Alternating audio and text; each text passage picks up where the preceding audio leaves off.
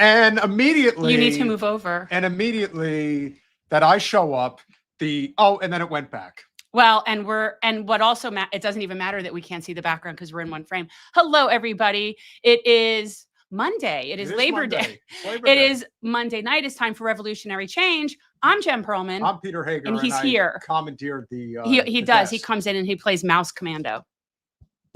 See that sign? Yeah. That's what I'm thinking. There's no outrage. Jen hasn't been in the best way, and I told her that I'm going to make her laugh and enjoy herself this evening. Jen's not in a great way. Jen, please tell the audience what's going on. You mean other than the genocide?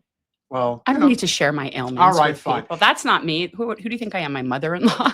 Oh, yeah, but you see, the difference is that your mother-in-law would probably over-exaggerate what the actual issue is. No. I have mouth pain. But you have said before multiple times that you are convinced that you actually had COVID way before anybody else did. No. I did in February of 2019 when we had, it was February 2020, we had our launch. February 2020, we had the launch. I was just through the worst sickness of my whole life. It was COVID. And you were bedridden for like a month. A month. I thought it was a few weeks. No, it was a month. That when we had our launch party was the first time I came out in forever. Yeah. No, I know I had COVID. I've had it 3 times. All right. Now I'm going to admit this because, it's not like I only came with one shirt to wear. But as you guys can see, I'm wearing this shirt this evening. All I think is Ride El High. Just to troll Jen just a little bit. I think Ride El High. I don't think about, What's Ride El High? What's that? Greece.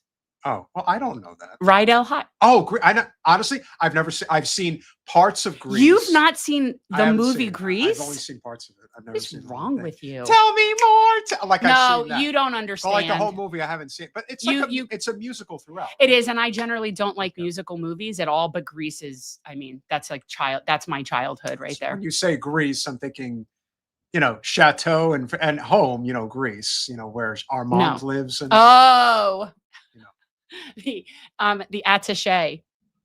Oh, Matt Stew does not like Greece. Okay, well, look, not everybody likes these sing-along movies. Look, okay, it just is. Okay, you cannot talk crap about Greece. I'm not talking crap about it. Olivia Newton-John's awesome. Didn't she have like a best-selling record or something like that? Yeah, she had a couple. She was big, but no, it was her. It's John Travolta before he was like, freaky weird. I'm sure he always, it's funny. They say that, John Travolta, Tom Cruise, all these guys, like they're freaky weird now. I'm like, no, they probably always were. Just once they got to a point where they just didn't give a shit anymore, they just let it out. They're like, oh yeah, I'm really weird. Maybe. When you have fuck you money, there are things that you can get away with you otherwise can't. And you know who has fuck you money? Who has fuck you money? Not me. No, not yet. Never. I'm never having that kind of money. I may have it one day.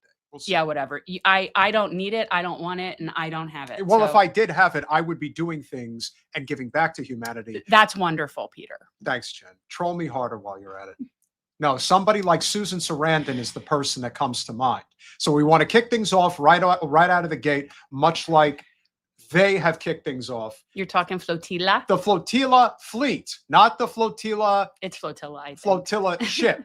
But they clearly have decided that they're taking this thing to the next level. Oh, I'm very curious to see how this goes. It could go, well, it's going to do something.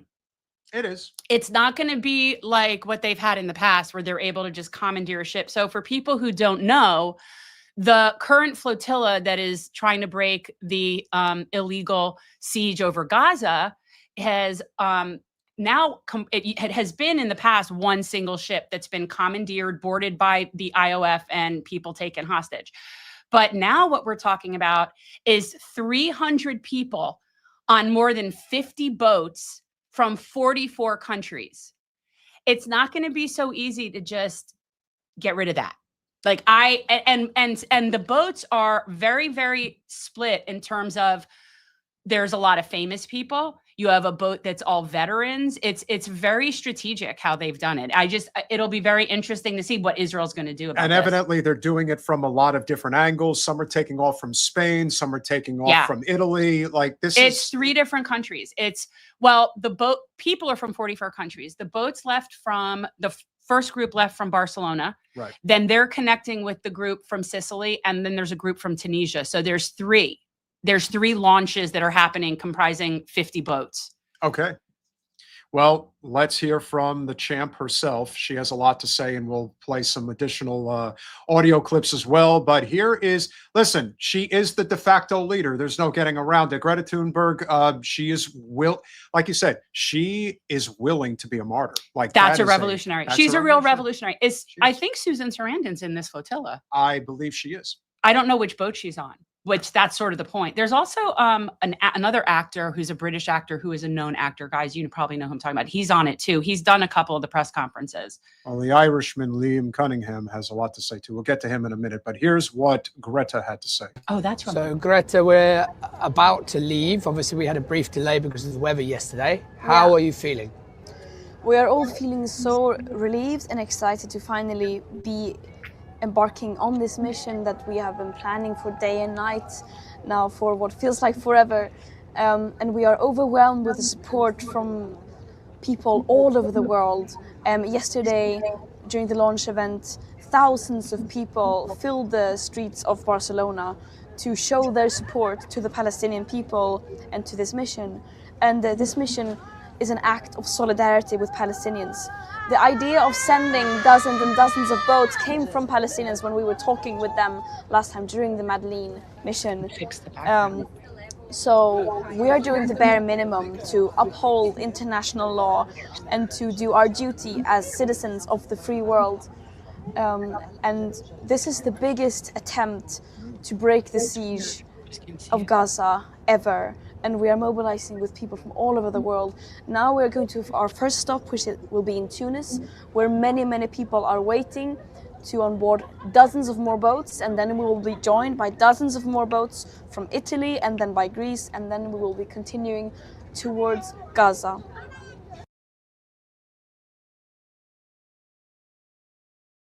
Our backing's back. Get us back in like the real framework. Okay, so we're already having the technical difficulties. It's because you're here. It's because I'm here. I shouldn't be here. I'm bad luck. But let's have a little luck of the Irish. I think that's probably. This is what I was talking about, and now I'm sorry for saying he was British. He is not. He's Irish. Oh, Tadhg. I love this. Let's hear what Tadhg has. This is so funny to me. The Irish always have a. He has a way to make something funny that isn't funny. But that's true. Yeah. Well, either you can laugh your way through it or drink your way through it. I think laughing's healthier, so let's do it. Great sadness to say that I don't think I'm actually going to be able to take part in the global smooth flotilla. It's been a tough couple of days, to be honest with you, but I was willing to accept the nausea, constant seasickness, people snoring in my room, being away from my kids, ultimately probably conceivably ending up in the custody of the most psychopathic army the world has ever seen. I put up with all that, but I mean, everyone has their limit.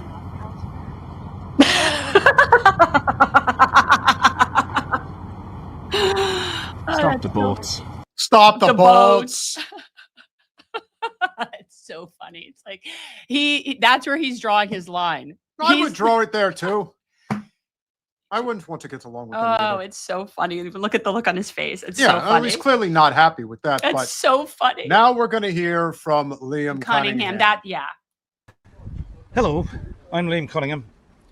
We are in the beautiful city of Barcelona, and what you're looking at in the background is a small portion of the flotilla that is heading to Gaza to break the Israeli medieval siege. We are part of the Irish delegation, and Caoimhe, the wonderful Caoimhe Beverly, and the wonderful Tadhg Hickey are here, and Caoimhe will tell you about one of our boats. So one of our boats is a legal support boat. It is constituted of international human rights lawyers and genocide scholars, and the aim of the legal support boat is to really frame this flotilla in international humanitarian law, to say in the absence of governmental action that citizens from across the world are upholding international law. Now, I want us also to very clearly, if you can articulate from a lawyer's perspective, why this is a big deal, because if, God forbid, Israel or whoever else decides to potentially intercept any of these boats, what the value of having them at sea is all about. Honestly, at this point, I don't know. We live in a lawless, rogue world where nobody follows international law. So honestly, I don't know. For all I know, that's the boat they'll friggin' bomb. It's like there are no rules. There's no rules. No. Now, what this is supposed to be is, and I can tell you this because I have a friend whose husband a Marine and he's an attorney, and he's always been an attorney in the Marines. And yet they were always with their units for that reason, to make sure laws aren't violated, to make sure that everybody is following international law.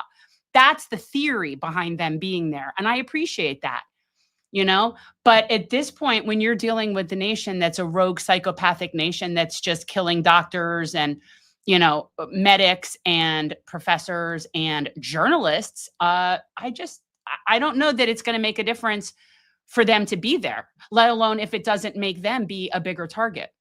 Well, because they don't care that they're under, like, they don't care that the International Criminal Court has warrants out for their leadership. They don't care. They don't care that the International Court of Justice has going after them for genocide and has said that they're an apartheid occupation. They don't care. So why would they care what these people think? No, they are a spiraling tornado, as I like to say, and it's going to be very interesting to see how they deal with this, because I don't care what anybody says. They're not just they're not just going to let people in. Like, that's something's going to happen here. Oh, something's going to happen. It could be the the Duke Ferdinand type of situation where it's the last straw. But I do not think that they're going to get away with. First of all, they're not going to be able to kidnap 300 people on 50 boats. No, they're just not going to be able to do that. So how do they end up stopping it? You think they just sort of blow one of them out of the water? Well, they're not 100%. Wouldn't be surprised at all. And these people that are doing this know that's a possibility as well. That's what makes these people revolutionary. Every single person knows that that's a possibility. Yeah, they could absolutely. I mean, listen, they can't get them all, but do I think that they could firebomb one of the boats? 100%. But what will that do? It won't stop the others, and it will create a world. Like, I don't know. I think that's the point. I think they're going to be met. I think they're going to be met at the shoreline in Gaza. That's what I think is going to happen. That's the much more likely thing that's going to happen. And that'll get really interesting with all the veterans. Oh, it's going to be a fucking standoff is what it's going to be. I think it'll be, well, look, something big is going to happen from this. What that is, I don't know. But I don't especially with the backdrop of the 70th annual meeting of the United Nations, which is taking place in New York City in about 3 weeks. So to say that this is like a very interesting timing of them doing this would be an understatement. I mean, what I'm looking for is for the United Nations to basically declare Israel a rogue nation and they're no longer in the UN. Yeah, but they can't do that without, like, we keep that from happening. So this is the problem, is that the people that are in charge are the people that are violating the laws. So nobody's able to be in charge. I don't know exactly how it's going to go, but this is going to be a big turning point. I just know it is. One way or another, their reaction is. But what I was going to say is also what we're going to also talk about tonight, which is important, is what Israel just assassinated the leadership of Yemen. We were going to get to that. Right. No, and we will get to that. But so my point is, right now, that is incredibly inflammatory, not just to Yemen, but also to Iran. Okay, because Iran is allied with Yemen, and Iran supports Ansar Allah, who, by the way, Yemen is the only country in the entire equation that's abiding by international law right now, or at least the Genocide Convention. So they're the only ones that are actually following international law, is Yemen. But I don't think Iran, and even, I'm going to say, even as much as Russia and China, would do nothing if they bombed one of these boats. Yeah, I would agree. I think that and Ansar Allah, by the way, who has been incredibly effective, they have completely derailed Israel's shipping economy. They have made everything so hard. And even when we bombed them. Sophia has an interesting message from the biggest Zionazi of them all, Ben Gvir. What did he say? They will be held as terrorists in their jails. Good luck with that. Good luck with that. Not with that many people. I don't see it. I don't see this is good. And they know that they don't know what's going to happen. I mean, that's an international incident if there ever was one. Like, what are they going to do? They're going to start rounding up Susan Sarandon and throwing her in a jail like they did Chris Smalls. That will not go unnoticed. Well, right. Which I mean, Deborah Messing will be cheering from the rooftops of the Empire State Building. But that's the point. So any one of these boats, we don't necessarily know. Some people do know some people on the boats, but that's sort of the strategy, is they're split up. They have divided everyone up. Yes, there's a boat of veterans. Yes, there's a boat of humanitarian lawyers, human rights lawyers. But for the most part of the 300 people, it's all mixed up. So I don't know what would happen if Israel bombed the boat that had Susan Sarandon on it. Like, what kind of international event would or Greta Thunberg or any of the people that are known in our platform? I think that that'll be the breaking point. We already have an international incident happening on our channel right now. Guys, how do we have 180 people watching, but only 91 of you have hit that like button? Notice Guys, how he looks. I don't even look. I'm just checking. Please hit the like button so that Peter will stop obsessing. Yes, you don't want me getting all antsy-pantsy. I'm already sitting too close to Jen. I don't need to be sitting next to him perseverating about this. Smash it. Yeah. Smash it. Yeah. Smash it. Just do it. It's easy. And please, if you're not subscribed, please subscribe. If you're new, welcome. He's not normally here. So we kind of just started all weird. We did, but we are approaching 53,300 subscribers. I mean, we were talking last night when I said, look, we have gained an additional 3,000 subscribers in like the past 2 weeks, and we went 2 years gaining half that amount. Yeah, so we're very suppressed. Very suppressed. Hey, people were talking about, like I said, everyone in the comments are all just saying all the time, constantly, how do you guys have this channel that seems to have high engagement, high likes, yet the viewership is dismal? So you know what? And I don't say this really. I don't think I say this at all. And we should say it more often. But guys, if everyone here shared our channel with one person, would be incredibly helpful. Yeah. I never say share. I always say like, subscribe. I never say share. I mean, it's sort of like, it's the spiel, but it would be very helpful. Well, we're up to 130 likes now. So clearly you guys got the message, which is great. We love you all. Jen's fridge is never safe. Not only that, he shows up today. Okay. He shows up today and wants to know if I have any nuts that are just plain nuts. Well, I don't. I only have chocolate covered nuts. Okay. That's how we roll here. Okay. At Casa Perelman. He is like, comes in first thing going for some, like, seriously, he's like Kramer. I haven't been. He's Kramer. I bought up enough goodwill. Is that what you think? Yeah. Like you can actually have that veggie lasagna that's in there because I won't be able to eat it. And we get new food tomorrow. And the blessing of the family of Shireen Abu Akleh, the brave and beautiful assassinated Palestinian journalist, to name our boat in her honor. So the Shireen, the legal support boat, will soon set sail to Gaza. It's really beautiful to see the amount of Irish people here in terms of participants and crew, and I think collectively we all agree that because our history is also pockmarked by genocide, by man-made starvation, by attempts at extermination, that in many ways Palestine is Ireland, and that's why we're here in our numbers. So we don't necessarily want to be here. If the Irish government and the Western governments and the governments around the world did the right thing and sanctioned this rogue state and just took some meaningful action, we wouldn't have to be, but we're proud to be here, and we are proud of what you're doing. Let me tell you, that's just a really awesome shot with the green because it's Ireland and the flags all waving in the background. Let me tell you something. This is why, and people who don't know, I spent some time in Ireland a couple months ago. I cannot wait to convert to Irish. I'm really doing my best. Like, there's a very lengthy process. But no, I love them. And I'm sad to say that I have 0%. Hi, old woodworm. I have actually, if there was a -%, that's how Irish I am. And yet I love them so. Now, them so. Now, does he have your favorite Irish accent from all the places? Well, his is nice, but my favorite, and this is for you to know, Travers, hands down, coolest Irish accent that I heard from around and I was North and Republic and everywhere. Galway. Loved it. Galway, for people who have not been, that place is a vibe. It's a vibe. It's happening. Our dream and our aim is to open up a humanitarian corridor, and that's what we set sail to do. Please support the flotilla. Please repost. Please shout loudly about this attempt to break this siege. Every little repost, tell your friends, tell your family, shout about this. Get the world on this voyage with us. We're working on it, Liam. Everybody needs to be sharing this. Guys, if you're not following at least one person who is on the flotilla, and there are so many people that are on this that we follow anyway, get following somebody that you can make sure that every day we're keeping eyes on this. This is going to be a major turning point. I don't know what it's going to look like. It's scary, but yet it's somewhat exhilarating.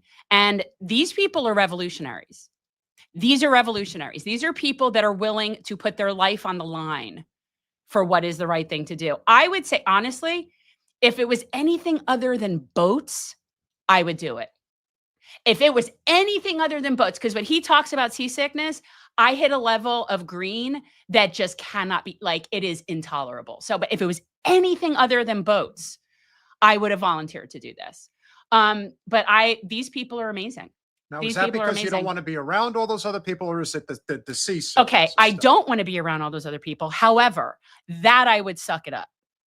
I would, Okay. like, let's say hypothetically it was a train and you had to be sharing like cars, you know, like sleeper cars with a bunch of people on a train, and you had to share a bathroom down the hall, which, you know, is so not my thing. Definitely not my thing. Okay, that I would do. So it is a boat thing for me. It really is. Like, I would be willing to share room, listen to snoring people, all of that stuff. But I don't do boats. I do not do boats. I'll do small boats. I like to kayak. I like that. That's my thing too. I'm not going out on the open ocean on the boat. It's not happening. I will Can be. you can you paddleboard? Can you do that? I've tried it. I don't love it. I prefer to kayak, and we've been kayaking, and you know I can kayak. Yeah, no, you're good. It's a really good workout. It's very good core. I focus. Jen and I once did kayaking by the mangroves that they are destroying here in South Florida, Yeah. which will, let me assure you, if you want to know when the end of South Florida is happening in terms of real estate, when they are completely done dredging up the mangroves, that's the end of South Yeah. Florida.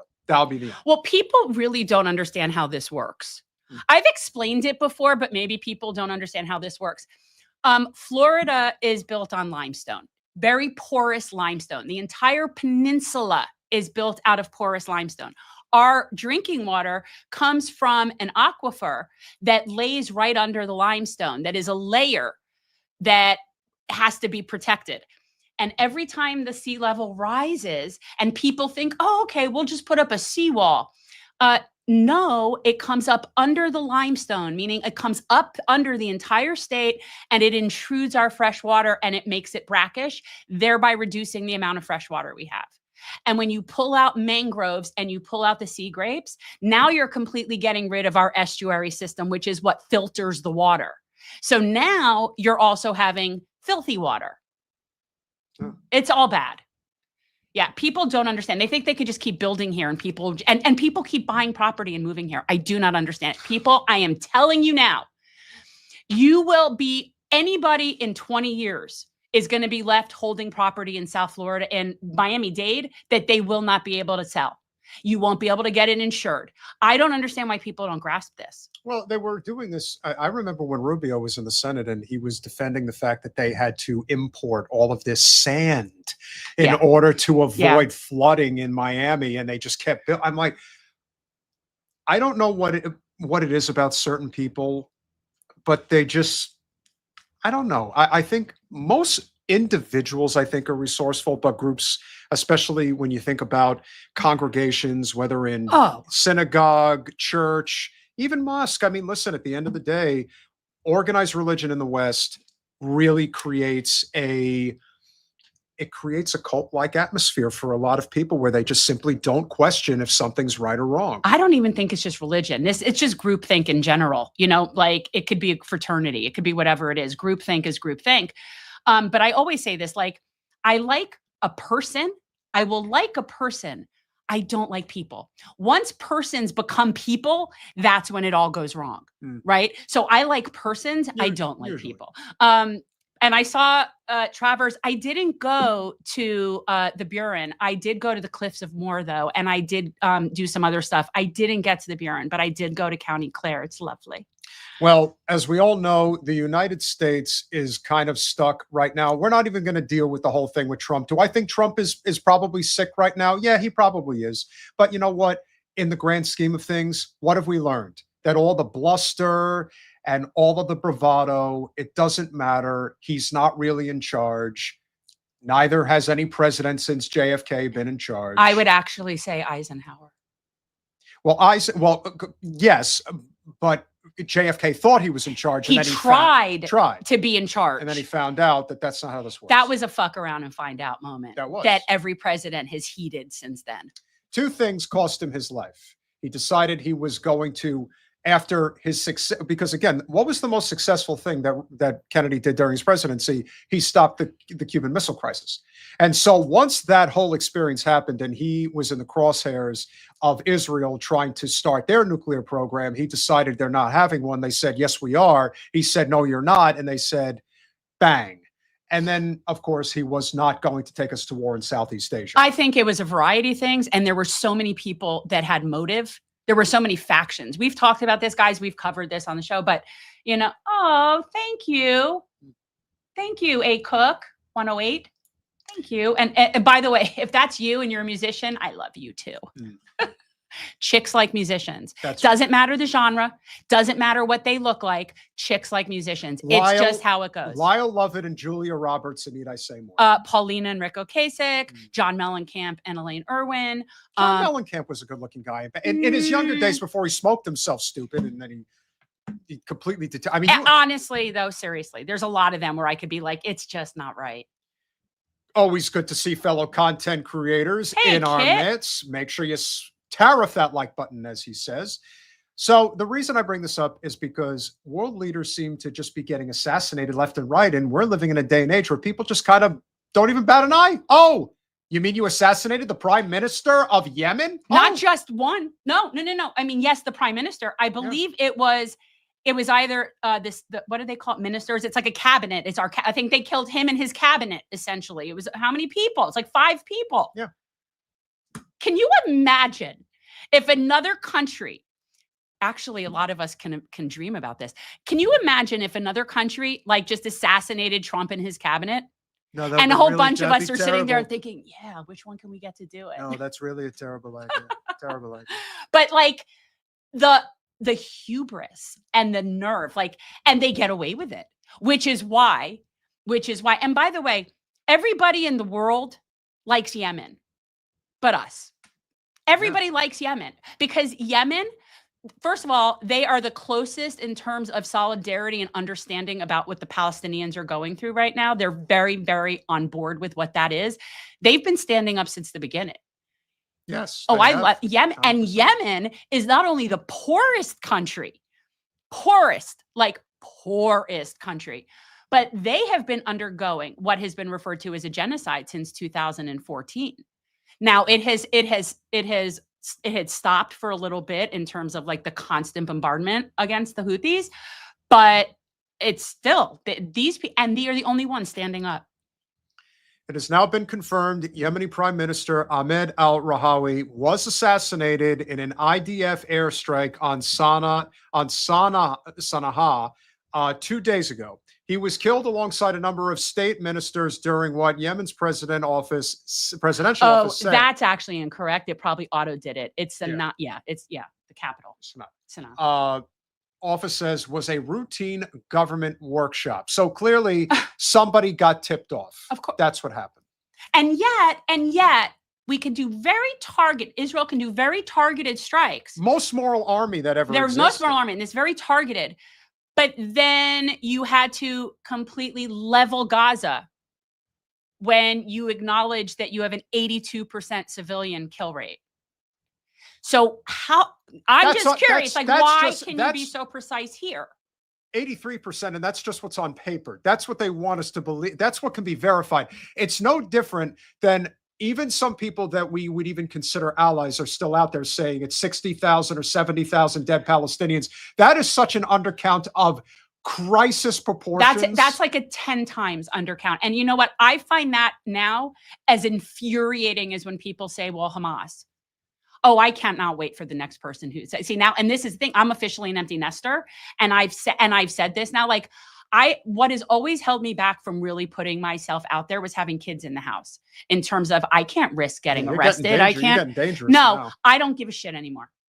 And it's like, I don't, these people are just not there. If we're not going to abide by international law, if our country is not going to abide by international law, then why are any of us abiding by national laws? Why are we paying taxes? And by the way, shout out to my mom, who is officially no longer going to be doing that. Woo! And this is exactly why so much of this country is turning libertarian, because one of the prime principles of pure libertarianism is taxation is theft. You cannot pry this from me. The thing is that libertarians really do believe in a barter system. This is what it's worth, et cetera, not the government tells you what it's worth. And we are heading in that direction. That's, like I said, one of the biggest reasons why libertarianism is blowing up is because people don't want to pay their taxes anymore because they have no say in where their money goes. And you know what? I don't blame them. Why would you? I do agree. I understand why people say taxation is theft. However, it isn't that bothers me. It's the taxation without representation. Bingo, right? That's it, exactly. Yeah. So what my mom is doing, just to let people know, and my mom is one of those people that is like so particularly right, moral to the T. So because she doesn't want to like look like she's doing something wrong, she's going to hold all the money in like an account, and she's going to have it sitting in an account. And I said to her, I'm like, you should send it to Yemen, because we should all be sending our money to Yemen. The only country that's abiding by international law is the country we should be supporting. But yeah, and Yemen, there's an island off the coast of Yemen that is actually on my bucket list. It has this type of tree that only exists on this island. And it's like one of the oldest trees on the planet. And it's like, I think the island is Sirocco. I think it's called the island Sirocco. And it is on my bucket list. So there. Sounds like fun. Yeah. Well, yeah, I'm all about the trees. So like, I'll go anywhere for the trees. So this island has this one tree that only exists there. So you got to go. Hate to do this to you guys, but you're going to have to see it for yourselves. If we're going to suffer, you're suffering with us. Here's what happened. Israel has just assassinated Yemen's Prime Minister Ahmed al-Rahawi, a sovereign nation's leader wiped out like a footnote in someone else's story. Now imagine this. Chancellor Merz of Germany sipping coffee in Berlin suddenly vaporized by a foreign drone. Or Prime Minister François Bayrou of France addressing Parliament in Paris, targeted by a precision bomb. Picture Prime Minister Keir Starmer of the UK walking Downing Street, erased in an instant. What if Prime Minister Giorgia Meloni of Italy met her end in Rome's historic streets? If an Arab nation dared send such a missile into a European capital, slaughtering one of these leaders, oh, the apocalypse that would follow. The world would erupt in righteous fury, NATO jets screaming across skies, UN resolutions raining down like hellfire, sanctions crippling economies overnight, trials at The Hague, global coalitions forming. Okay. Pirate Justin says, to be clear, it's the Yemeni rebel government's prime minister. Thank you for clarification. I do think details are important and yet irrelevant to being assassinated by Israel. That's my point, right? So, but I do appreciate the clarification. And as Jaya says, why isn't any government condemning this? In fact, they're not even talking about it. They were thrilled that this happened over the holiday weekend. But it's sitting and it's festering, which is why. And see, Iran, we are only all here without being in war and without having body bags coming home because of the good grace of Iran. That's it. That's the only reason. Yeah. And the fact that they are looking at us like we are this ridiculous, runty, little bratty nation that has existed for but a blip of their history, and they're going to wait us out. They see we're imploding. They don't see. That's the thing. We really are. Right. No, Iran's just waiting us out. There's no incentive for them to attack. But I got to tell you, they are allied with Ansar Allah. And they are allied with Yemen. And so this is not going to fly without being seen by them. They're just, no one's talking about it, but let them see how they handle the flotilla and see if that's not the last straw. You're right. Faster than you can say war crimes. And the country that did it would be branded a rogue state, its leaders hunted like ghosts, its people starved under blockades. But when Israel does it, crickets from the West. This isn't justice. It's a rigged game where some nations play God and the rest pay the price. Wake up, world. Impunity isn't power. It's poison. And it's spreading. And slowly but surely, the world is catching on and they're about sick of our shit. Also, I did want to say something that of the 44 countries that are represented on the flotilla, I know that there's a good contingency of people from Colombia, and Colombia has been very outspoken. It's Lula what's his name? That's not Lula. Who's the president of Colombia? I can picture in my head. Has been not only supportive. Yeah, I know. That's what I'm saying. I can picture the guy in my head, the head of Colombia, the leader of Colombia.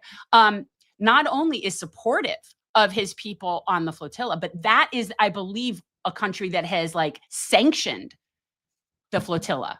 Sanctioned meaning like approved. Right? Not again. And so I thought that's really cool. So Colombia actually, as a governing body, cares about its people. See that? So if they were to, let's say hypothetically, bomb a boat that had Gustavo Petro, thank you. Thank you, Lisette. This is at pothead brain. But like, let's say they are to bomb a boat that has these Colombian nationals on it. That's not going to be okay. This is I just don't see how they're going to get out of this with 50 boats. There's 50 boats. Acting Yemeni Prime Minister Mohammed Miftah, here's what he had to say. نقول لهذا العدو هيهات من الذلة ونحن بإذن الله أقوى وأصلب وأكثر استعدادا للتضحية وأكثر استعدادا لأداء الواجب ونقول لأحبتنا وأهلنا وتاج رؤوسنا في غزة نقول لهم كما قال السيد القائد يحفظه الله لستم وحدكم. You will not break them.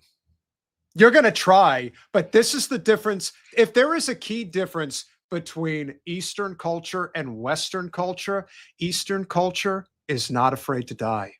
And Western culture is. It's that. And again, we go back to the same thing. Like, we in this country, for the most part, have no concept of what it is to be tied to something really bigger than ourselves, like a land and a people. We really don't, because in this country, we have so many different...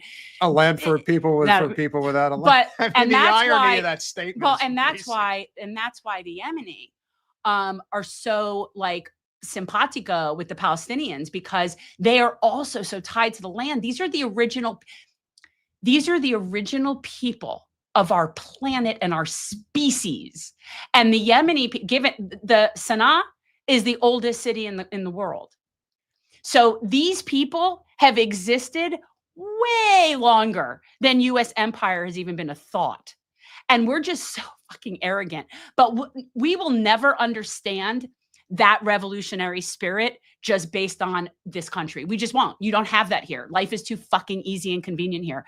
These people have a spirit and it's completely incomparable. And the truth is, it's not different in places like Iran too, where you have people that have existed for centuries, like culture that has existed for so many. I mean, we're idiots. Compared to we're like cavemen, and these people are doing physics like that. That's how ridiculous we are, and yet we have so much power. So that makes us be the winners for now. Exactly. For now. نحن معكم بدمائنا بأرواحنا بمهاجنا بكل غالي وعزيز علينا نقولها صدقا وتعبدا لله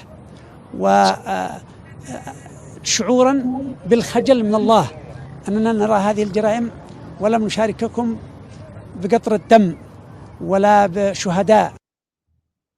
I don't know what he's saying, but it sounds nice to me. I just recently watched something that was explaining why modern Hebrew that they speak, which we all know is a completely made up language, why it sounds so bad to us. And yet it's so next door to Arabic, but yet Arabic sounds like flowy and lovely. And it was a really interesting video, like breaking down like the bases of the language. And even though they're right there, they're so different. Like, to me, that sounds lovely. This is why I like when I'm at the mosque and the imam is chanting or whatever. It's very soothing. But like, if it was in Hebrew, I would like be sick to my stomach. It makes my skin. Although I don't like German either. Don't you like German? I don't like the way the language sounds. It's not persons. I like the people. It's not personal. It's just the sound of the language. Sprachen Sie Deutsch? My favorite is actually and I love Portuguese. Portuguese. Love it. I don't understand anything but how to say thank you, but I love it. Of all the places my father's been to, he says Lisbon is his favorite place in the world. That makes sense. That airport is like an upscale Bell Harbor Shops. Is that airport at Lisbon is like you can get. That's a reason. Yes, I don't know, but it seems like something your dad would like. I would think that just the cliffs and the everything. I actually didn't go down the south part because it was too hot. But yeah, Portugal's beautiful. But here we mostly get Brazilian Portuguese, which is very different, but also pretty. I don't understand a word they're saying, but it just sounds lovely. I just sit there and smile. If you guys enjoy this banter, you're not going to see us together for quite some time because Jen's going on the road. I'm going on the road. So if you're here tonight and you are so inclined, make sure you get over to patreon.com/revolutionary change. For as little as $5 a month, you could become a supporter of our small but mighty and growing channel. We're consistently hitting 250. Maybe I'll come visit you while I'm up there. You I have to be coming back down here. You got to take a detour across the West Line. I know. It's so far You got to west. go through Alabama. I have to go to a different time zone. That's true. I don't know Central that time. I can't do that. Let me tell you, even one time zone can fuck you up. Like it really can. Like, I've lived in 3 of our 4 continental time zones. Favorite one? You know what actually was cool? This one, and I'll tell you why. Because when you're Central and Mountain Time, everything just starts earlier. Prime time started at 7, not 8 on TV. I honestly agree. I think I didn't like maybe that. we're biased because we're both East Coasters. No, but to me, West Coast would also be okay. I just never lived that one. I would never. No, I mean, anytime I travel west, I always stay on East Coast time. Yeah, but you're a freak. You do that anyway. I tried. I'm a freak, guys. I was in UK and Ireland for however long I was there. I never switched my watch. I was on their schedule, but I never wanted to change my watch. No, but that would be too for long. I wasn't too badly jet lagged. It was a hard first day. The first day is probably the hardest, but then you get used to it. Well, you've never gone that far. I'm not. Because that's I would like to. Well, maybe someday. You should go visit Ireland. Well, speaking of the UK, Laug66, thank you for the 10 pounds. The Flotilla is to increase awareness for normies, which is very important, which the podcast Critical Perspectives are Gaza West Fiorella Isabel. For more context, in my opinion, also, Jen is lovely. Thank you. You're not too bad. You're okay. I have no complaints. Thank you. Sip Daily with the 5 Canadian A. Thank you for everything you guys do. Free Palestine. Well, we couldn't agree with you more. I definitely agree that freeing Palestine is the top priority. It is. It's funny. And I've said this a million times. I've always hated one issue voters. And yet here I am. But this issue connects like of course, everything. Of course. Well, that's the point, is that I am now officially a one issue voter. I think I told you, my closest friend growing up, I lived across the street from St. Thomas More Church. And while I was happy to visit from time to time, I'm glad I was never a member. I can tell you that my closest friend growing up, his mother, she voted on abortion. That's her only issue. She don't care about anything else. You know what? And I always have and that been was so frustrated with selfish. But there's people that have voted that have whatever their issue is, right? And I've always disliked that. But you've also told me that one of the biggest issues that we have, particularly with certain types of libertarian conservatives, which is this mindset of, I don't have to pay for somebody else's health care, which of course is not how it works. But nevertheless, it's like either you want to live in a society or we're living in a society. Trying to. As well, that's the problem. That is ultimately the problem with libertarians.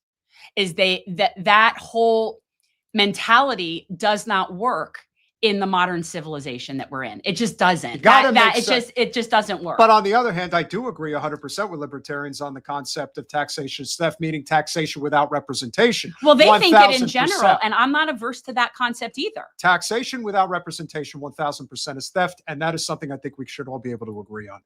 Renati with the $9.99. OMG, Jen, I have so much in common with you. Gru, I love that the Yemenis are fighting for the Palestinians. But let's not forget that it's not exactly a beacon of human rights. It's literally the opposite. I understand. I understand that. I do. I understand that. And I know that in countries that are Islamic countries, that is an issue. I'm not obtuse, right? Like, I get it. But I feel like, as much as that's unfortunate, the problem is that we created it. So now we kind of have to address it, right? And I'm not exactly sure how to do that, but I do know that us butting our nose in their business is not the correct answer. Correct. And right. Mark J with the $2. Always good to see you, sir. Thank you for being a supporter of our channel.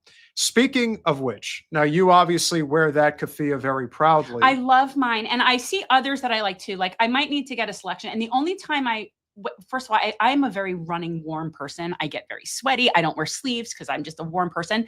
But it's actually cool enough in the studio for me that I like it in here. But yeah, but I do like my keffiyeh. I kind of want one of the, I like the ones that have the Tadhgs, the fancy ones that have the Tadhg embroidery on them, because I've seen people get those, but the Tadhg is the Palestinian embroidery.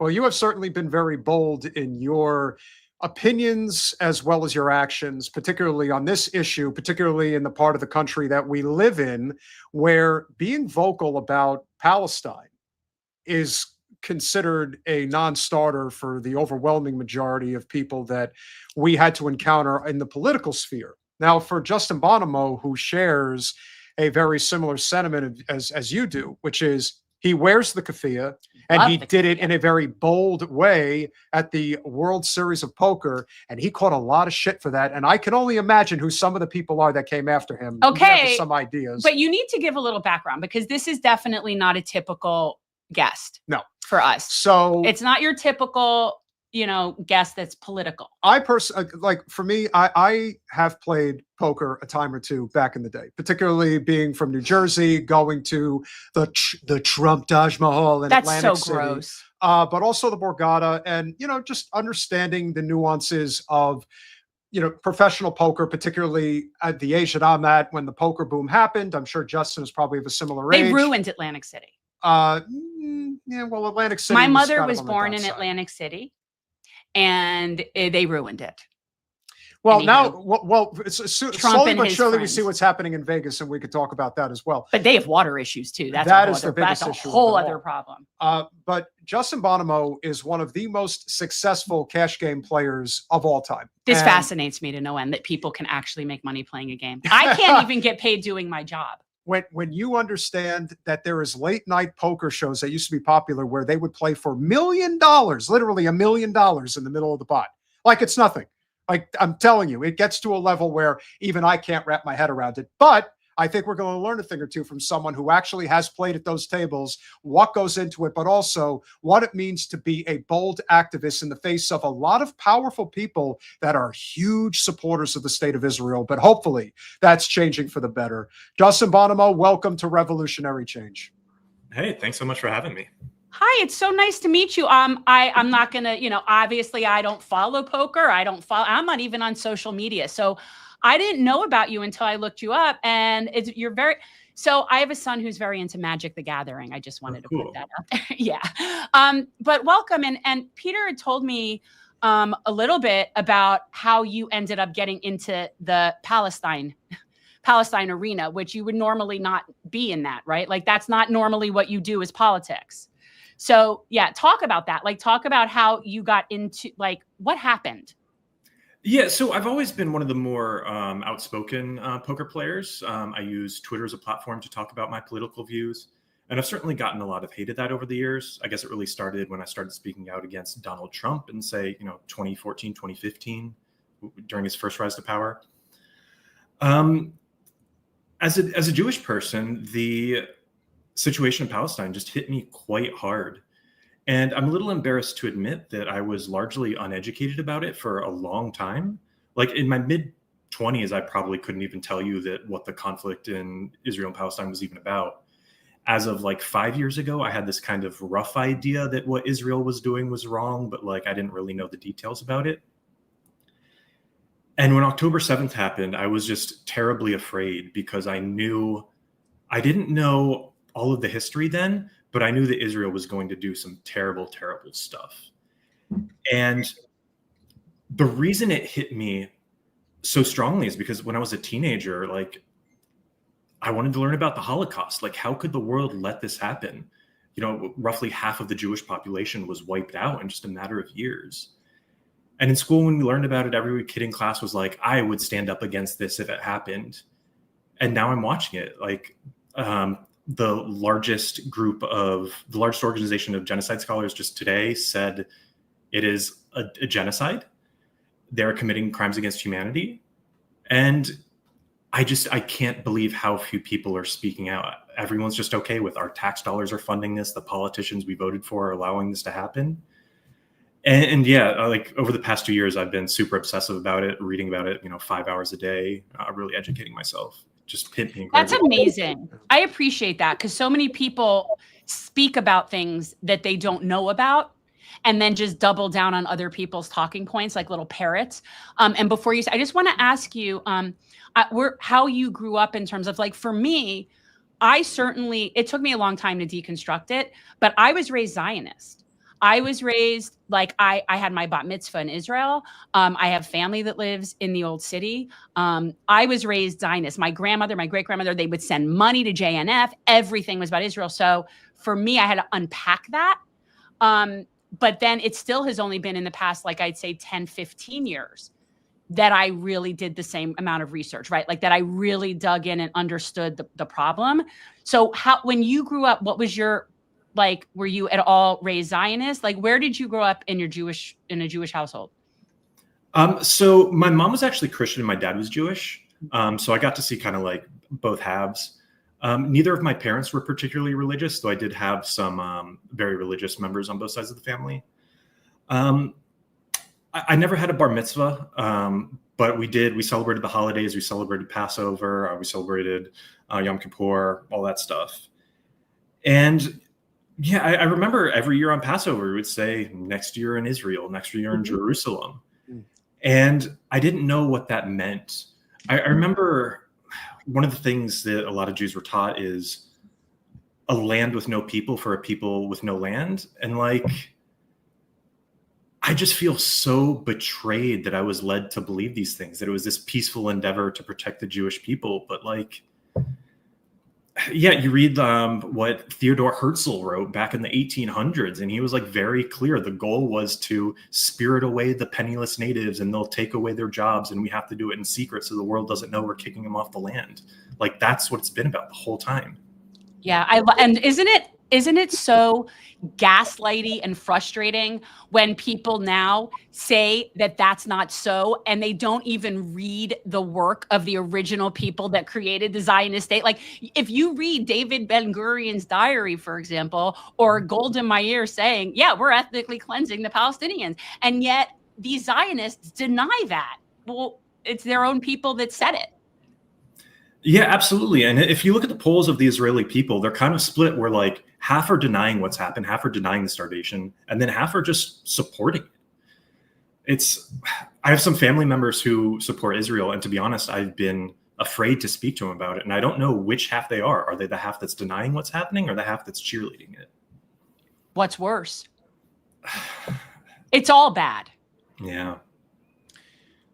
I want to preempt this topic regarding Michael Mizrahi and his family with Jen explaining exactly where he's from, where his family have settled here in South Florida, and what the community of Hollywood, Florida is all about. I don't know. Look, there is definitely a big Mizrahi population here. It's sort of like the Levies. There are certain groups, especially when you're talking, are they Sephardic? Do you know if they're Sephardic Jews? And it doesn't matter. Anyhow, there's very small, there's very small congregations in South Florida. And I don't even mean like literally religious congregations, but literally people congregating in these communities. And it's multi-generational. And they're very powerful. They generally are involved in real estate and all other sorts of things. And they get to the point where basically they own towns. They own towns. They own city commissions. They own towns. And especially when they're in or with real estate developers. So these are people that definitely run stuff. For those of you who are not familiar, again, this has become much less of a mainstream thing. Obviously, the poker boom happened in the mid-2000s. It lasted for about 7 or 8 years, I would say. And it's still popular, especially the World Series of Poker main event that takes place in July at what was often the Rio Hotel and Casino in Las Vegas. it was a mainstream topic for a while, but for those of you who haven't been paying attention, Michael Mizrahi on one of the biggest luck box runs that mirrors probably Jerry Yang's run back in 07, he hit every single 777 on the slot machine in the most dire of circumstances. And yes, this guy, you can't really see it, but if you look closely at his left bicep, you could see the Israel flag is tattooed on his arm. And right before he won the main event, he made sure to roll up his sleeve so that people could see that he had the Israel flag tattooed on his arm. I appreciate. That I appreciate. I like to know who my bigots are. I say that all the time. I actually appreciate that. Yes. So wait, Justin, were you at this table? No, this is actually the first year that I didn't play the main event. And a big part of the reason why is the World Series of Poker asked me to take my keffiyeh off, and I didn't really feel like playing their tournaments anymore. Okay, so let's get into That's that. a bit okay. I feel like you buried the lead here. No, well, it was going to evolve into this topic because I don't know if Eli Elezra is the person who basically tried to get you arrested, but it wouldn't surprise me if he is the person. Wait, let him tell the whole story about what happened, because that's wow. So he's allowed to be tattooed with essentially a swastika, as far as I'm concerned. And yeah, so how did that come up? So you obviously put it on. Yeah. Okay. So backstory, I've always been outspoken about politics on Twitter, on social media, but I haven't really done it at the table. And I was playing, so the main World Series of Poker is every June and July in Las Vegas. They also have some international ones. They did a Caribbean one in December in the Bahamas. And I was playing that. For the start of the series, I wasn't wearing my keffiyeh. But then they did a charity tournament, which isn't that abnormal, but this charity tournament was a fundraiser for the IDF, for families of the IDF. Oh, no. And yeah, of course, like, you know, I begged them to cancel it. I begged them to, like, I said, maybe donate half the money to Palestine, which obviously they didn't do. I asked some of the pros to stop playing it, and a few did. I spoke to a few, and like once they were educated about it, they did decide to back out. And the tournament, it only got about 20 players, so it wasn't this like massive thing. But to me, that was a line in the sand. That was, okay, you're getting political now. Let's make it political. And all I did, you know, I made some statements on social media, and then I just started wearing my keffiyeh at the poker table. And I wasn't aggressive. I didn't harass anyone. I didn't actually bring it up at the table. And I was playing this big, it was a $25,000 entry fee tournament with 2,000 players. So massive, massive prize pool. I think it was the biggest prize pool tournament of the entire year. And it's this big 7-day tournament, and I'm doing really well in it. And day 6 rolls around. Okay, one thing the viewers need to know is there's roughly 8 players to a table, and they have a few feature tables that are like on the live stream. TV. Okay. And they had 2 in particular, like 2 tables that were like dedicated live stream tables. And so once I made it down to the final 16 players, they had no choice but to put me on one of the live stream tables. Now, normally as a high profile pro, they would have put me on one of those stream tables before that point. But because of the keffiyeh, they absolutely did not. But with 16 players left, they had no choice. And the tournament director, who I actually quite like, he's an Irish fellow, like, which I think means he gets it in a lot of ways. He was on the verge of tears telling me, like, look, Justin, the higher ups told me you have to take the keffiyeh off. If they don't, they'll disqualify you. Please don't make me disqualify you. It's like the last thing that I want to do.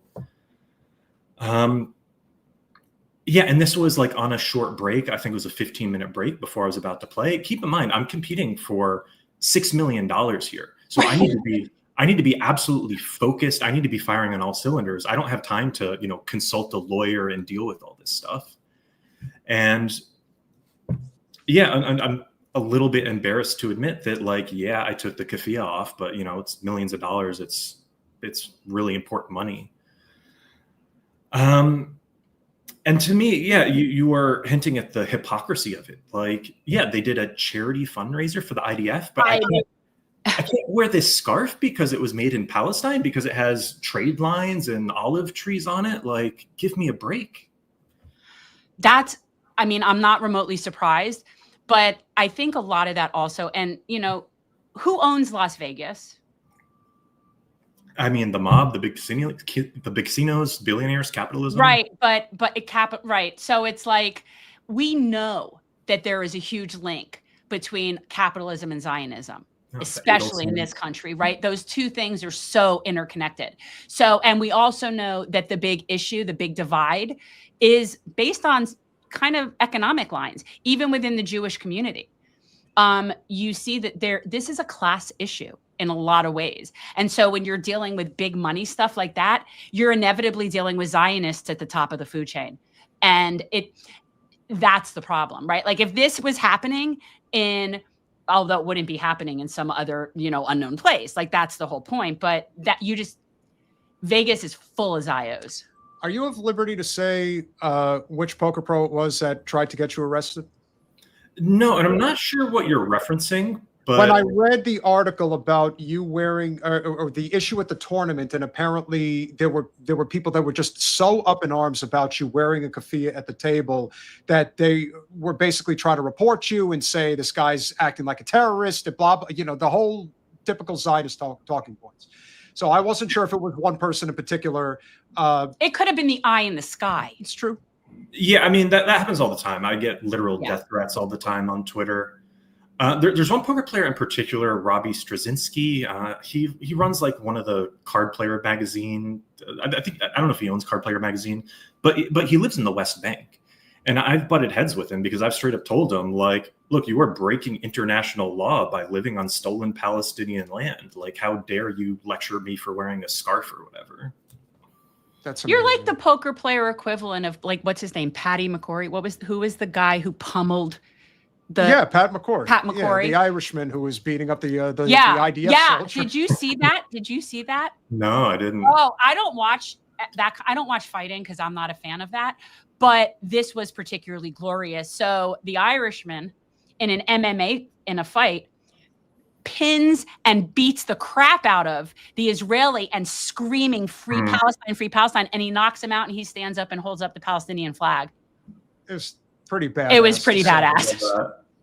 So you're the poker equivalent of that. Yeah, and the main player I've butted heads with, his name is Daniel Negreanu, and he is Danny? Get out of here. He's the most famous poker player in the world, and he is a huge Zionist. How do you not know that? The frickin' French Canadian is a massive Zionist. Are you kidding me? Yeah, Canadian, not French Canadians from Toronto, but yeah. Okay. Well, Negreanu, I thought that no. That makes all the difference. Toronto is where my friend's family all lives. That they're all Zios. Yeah, and like he and I actually used to be friends 20 years ago. We co-hosted a podcast called All Strategy, where we just talked about strategy in poker. And then he like slowly went off the deep end. Yeah, we butted heads on a bunch of political issues. Really, he started hating me once he got sued for sexual harassment and settled out of court. Oh, I didn't know that. Yeah, and I started speaking out about it a little bit. I left his name off of it the first time I even started about it, but ever since then, like, well, you called him out. Yeah, and even before I called him out, even before I named him, like, he knew that I knew about it, and he's just like really given me the cold shoulder ever since. And we've gotten like more aggressive to each other. He started calling me, what was it? Jihadimo. Yeah, because I support Palestine. In his mind, that makes me a terrorist. Oh, yeah. To me, the one thing people overstate in some instances the legitimacy of the bigotry and what level it's at in this country today. There can never be a denial from anyone. I don't care how liberal or conservative you may be. The amount of Muslim bigotry that exists in our culture is so off the charts. It is so obvious. And yes, it is predominantly a white issue in that the white community absolutely hates the brown Muslim community. The white people hate all brown people. Well, I'm just saying. They're not particular about religion. This is a particular cultural clash in which they don't hide it. If they have to use whatever the version of the N-word is to describe call them a terrorist, that's the equivalent of using the N-word at a black person. That's basically what it means. And they do it so freely, like they don't even hesitate. They're like, "You're a terrorist. You're a terrorist." Why? Because I happen to be of a different culture than you are. To me, that's.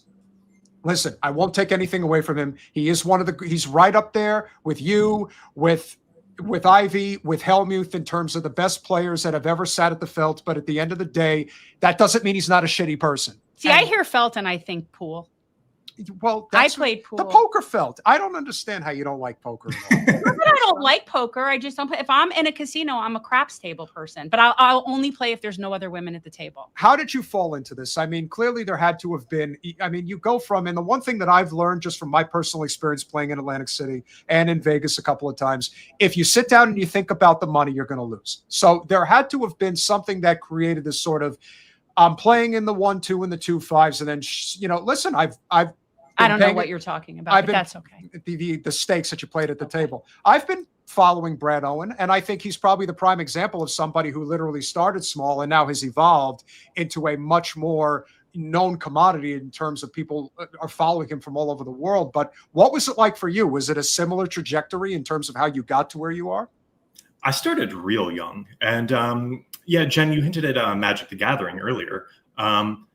Yeah, I was obsessed from like 9 years old. By the time I was 14, I was traveling around the US playing Magic tournaments. When I was 16, I went to Europe a couple times to compete in these tournaments.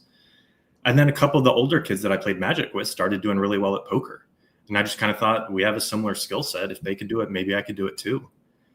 And I always had a problem with authority, just like the standard way of life. You're supposed to work hard in high school so you can get into a good college, so you can, you know, get married at a young age and have kids and have a 9-to-5 job that you don't like. And so I was always looking for a way out of that. So when I was 17, I basically slept through high school so I could stay up all night playing poker. And by the time I graduated high school, I was already making more money than my parents were combined. That's awesome. Yeah. Interesting. That's really cool. Yeah, I mean, I don't think that's typical. I think that, like most people can't do that, but I might need to connect you with my boy, because if he could turn his little Magic the Gathering into like your little enterprise, that could be very good. You know, he just started college this week. So, you know, yeah, but I think that's awesome. I think that, so it's basically nerds evolving into this whole, like, that's really cool. Yeah, basically. And like, I'm really grateful for the opportunities it's provided me. Like, I've gotten to avoid a lot of the problems that other people have to deal with, gotten to travel around the world. It's been a super cool life. That's awesome. Yeah. Yeah, the life of a poker player is very difficult for people to comprehend. I've seen what gambling addiction does, including to a family member of mine. It's a very serious business. Just being in Vegas and, you know, knowing, even though he unfortunately is a Zionist, even though I know a lot of people like him, but Mike Mattisau is probably one of the best examples of a person who has incredible talent, but he really does not know how to not be a degenerate. Like, that's what he is. He's a degenerate. And he is the majority of the people who end up trying to do this for a living. Can you talk about what that experience has been like being in Vegas, and how playing poker professionally, what's the saying is, it's a hard way to make an easy living? Yeah, and that's absolutely true. I've had multiple losing years before, and I say that as one of the most accomplished poker players in the world. Like, that's just part of the game, especially if you're a tournament player. And it's hard when you're 9 months into a losing streak. You start to question everything. Like, it's brutal. And we're not talking about just like, you know, a game of Parcheesi. We're talking about like large sums of money being lost. It's really rough. You definitely have to have a lot of mental fortitude. In the case of Mike Mattisau, it's sad. Like, I don't know exactly what mental illnesses he has, but he definitely has some. Over the past 24 years, you know, I've watched his mind kind of devolve. He used to come off like a relatively sane person. He just has no grip on reality anymore, and it's very sad to see. While there are a lot of sad cases in poker, like degenerate gambling, his case is very out of the ordinary. That's not a normal thing that you see. Well, the one thing I will say that I think contributes a lot to that, and this was my personal experience, the first time I went to Vegas was 2006. And, you know, I would see one side of the room that had, you know, Ted Forrest, Joe Hashem, Greg Raymer, guys like that. And then the other side of the room, you would have guys like Mike and Shakan, and the guys that are there to basically live the Vegas lifestyle. And it is absolutely insane how fast it is and how quickly you can blow through everything. It's the drinking, it's the prostitutes, it's everything. It's a completely out of sight, out of mind way of living. And they do it every day, and they've done it for years. I can't That's why it's called Sin City, baby.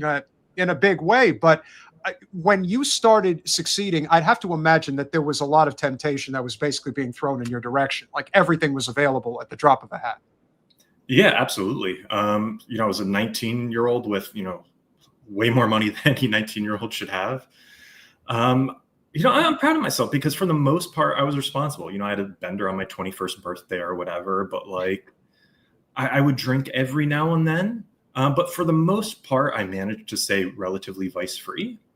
I think people get into poker for two primary reasons. One is the adrenaline rush. Two, because they're strategy nerds. If you follow the people who get in because they crave that adrenaline rush, even if they're talented, intelligent people, they will almost always burn out and fail at poker. You have to be in it for the strategy of like just being dedicated to like finding and making the right decision. Those are the people who really thrive at poker. I was going to ask you, how many of the poker players that you're around were Magic the Gathering people? Because that's what occurred to me, is that I could totally see, and I've known people that have fancied themselves poker players. And it's exactly what you said. They just like to play. It's like a rush for them to play. It isn't so much about really the strategy and thinking it through. And that's that nerd factor. And I would think that the people that come about, that's exactly what I was thinking. It's interesting. So, I mean, is that a common like stepping stone from a Magic the Gathering is into, professional poker? It was more common 20 years ago when it was easier to get into poker. Even then it wasn't like super common because, not that many people can be professional poker players. I think more than anything, it's a litmus test. If you have the skills and the mindset to succeed at Magic, it's very likely that you have the skills to succeed at poker as well. Okay. That's good to know. I'll make a note of that. Well, because that kid's going to have to figure out something to do with himself. And I don't know that he's going to be great at school yet. I don't know. I will say it is much, much harder now to make a living playing poker than it was 20 years ago. Like I was joking. I do not think of that as a career move for my kid. Not as much dead money floating around the poker rooms as they used to be. That's true. And I got in at the right time. I started like 2 years before the big poker room. So I had when everyone started, I had 2 years of experience on them. Nowadays, even the amateurs have 10 years of experience. So not only do you have to get good enough to beat them, but then you have to get good enough to beat the pros. And it takes a lot of work now. What qualifies, and I know this is something you probably know and a whole bunch of people in the chat do, but what qualifies a pro? Like what do you, how do you qualify for that level? It's a good question because it is somewhat ambiguous. Like the technical definition is like someone who makes a living playing poker. If you pay your bills from poker money, right, you're a pro. But there's no organization that's like checking that. Anyone can call themselves a pro. And in fact, a lot of people do, even though they're clearly losing money at the game. Because when you say amateur versus pro, it's like, unless there's some sort of like, bar exam or licensing thing that you have to go through. I mean, anybody who's making money at playing poker could technically say, I'm a professional poker. And really you would be, in theory, if you were making money on it, then you're doing better than I am at this job. Yeah, you're absolutely right. And there are some businessmen who as a point of pride, like to make people think that they're professional poker players when they're really not. Right. And the thing is, the poker community, we're incentivized to just let them go on believing that, the poker sharks want everyone else to think that they're great at poker. Like, sure, call yourself whatever you want as long as you play against us. Yeah.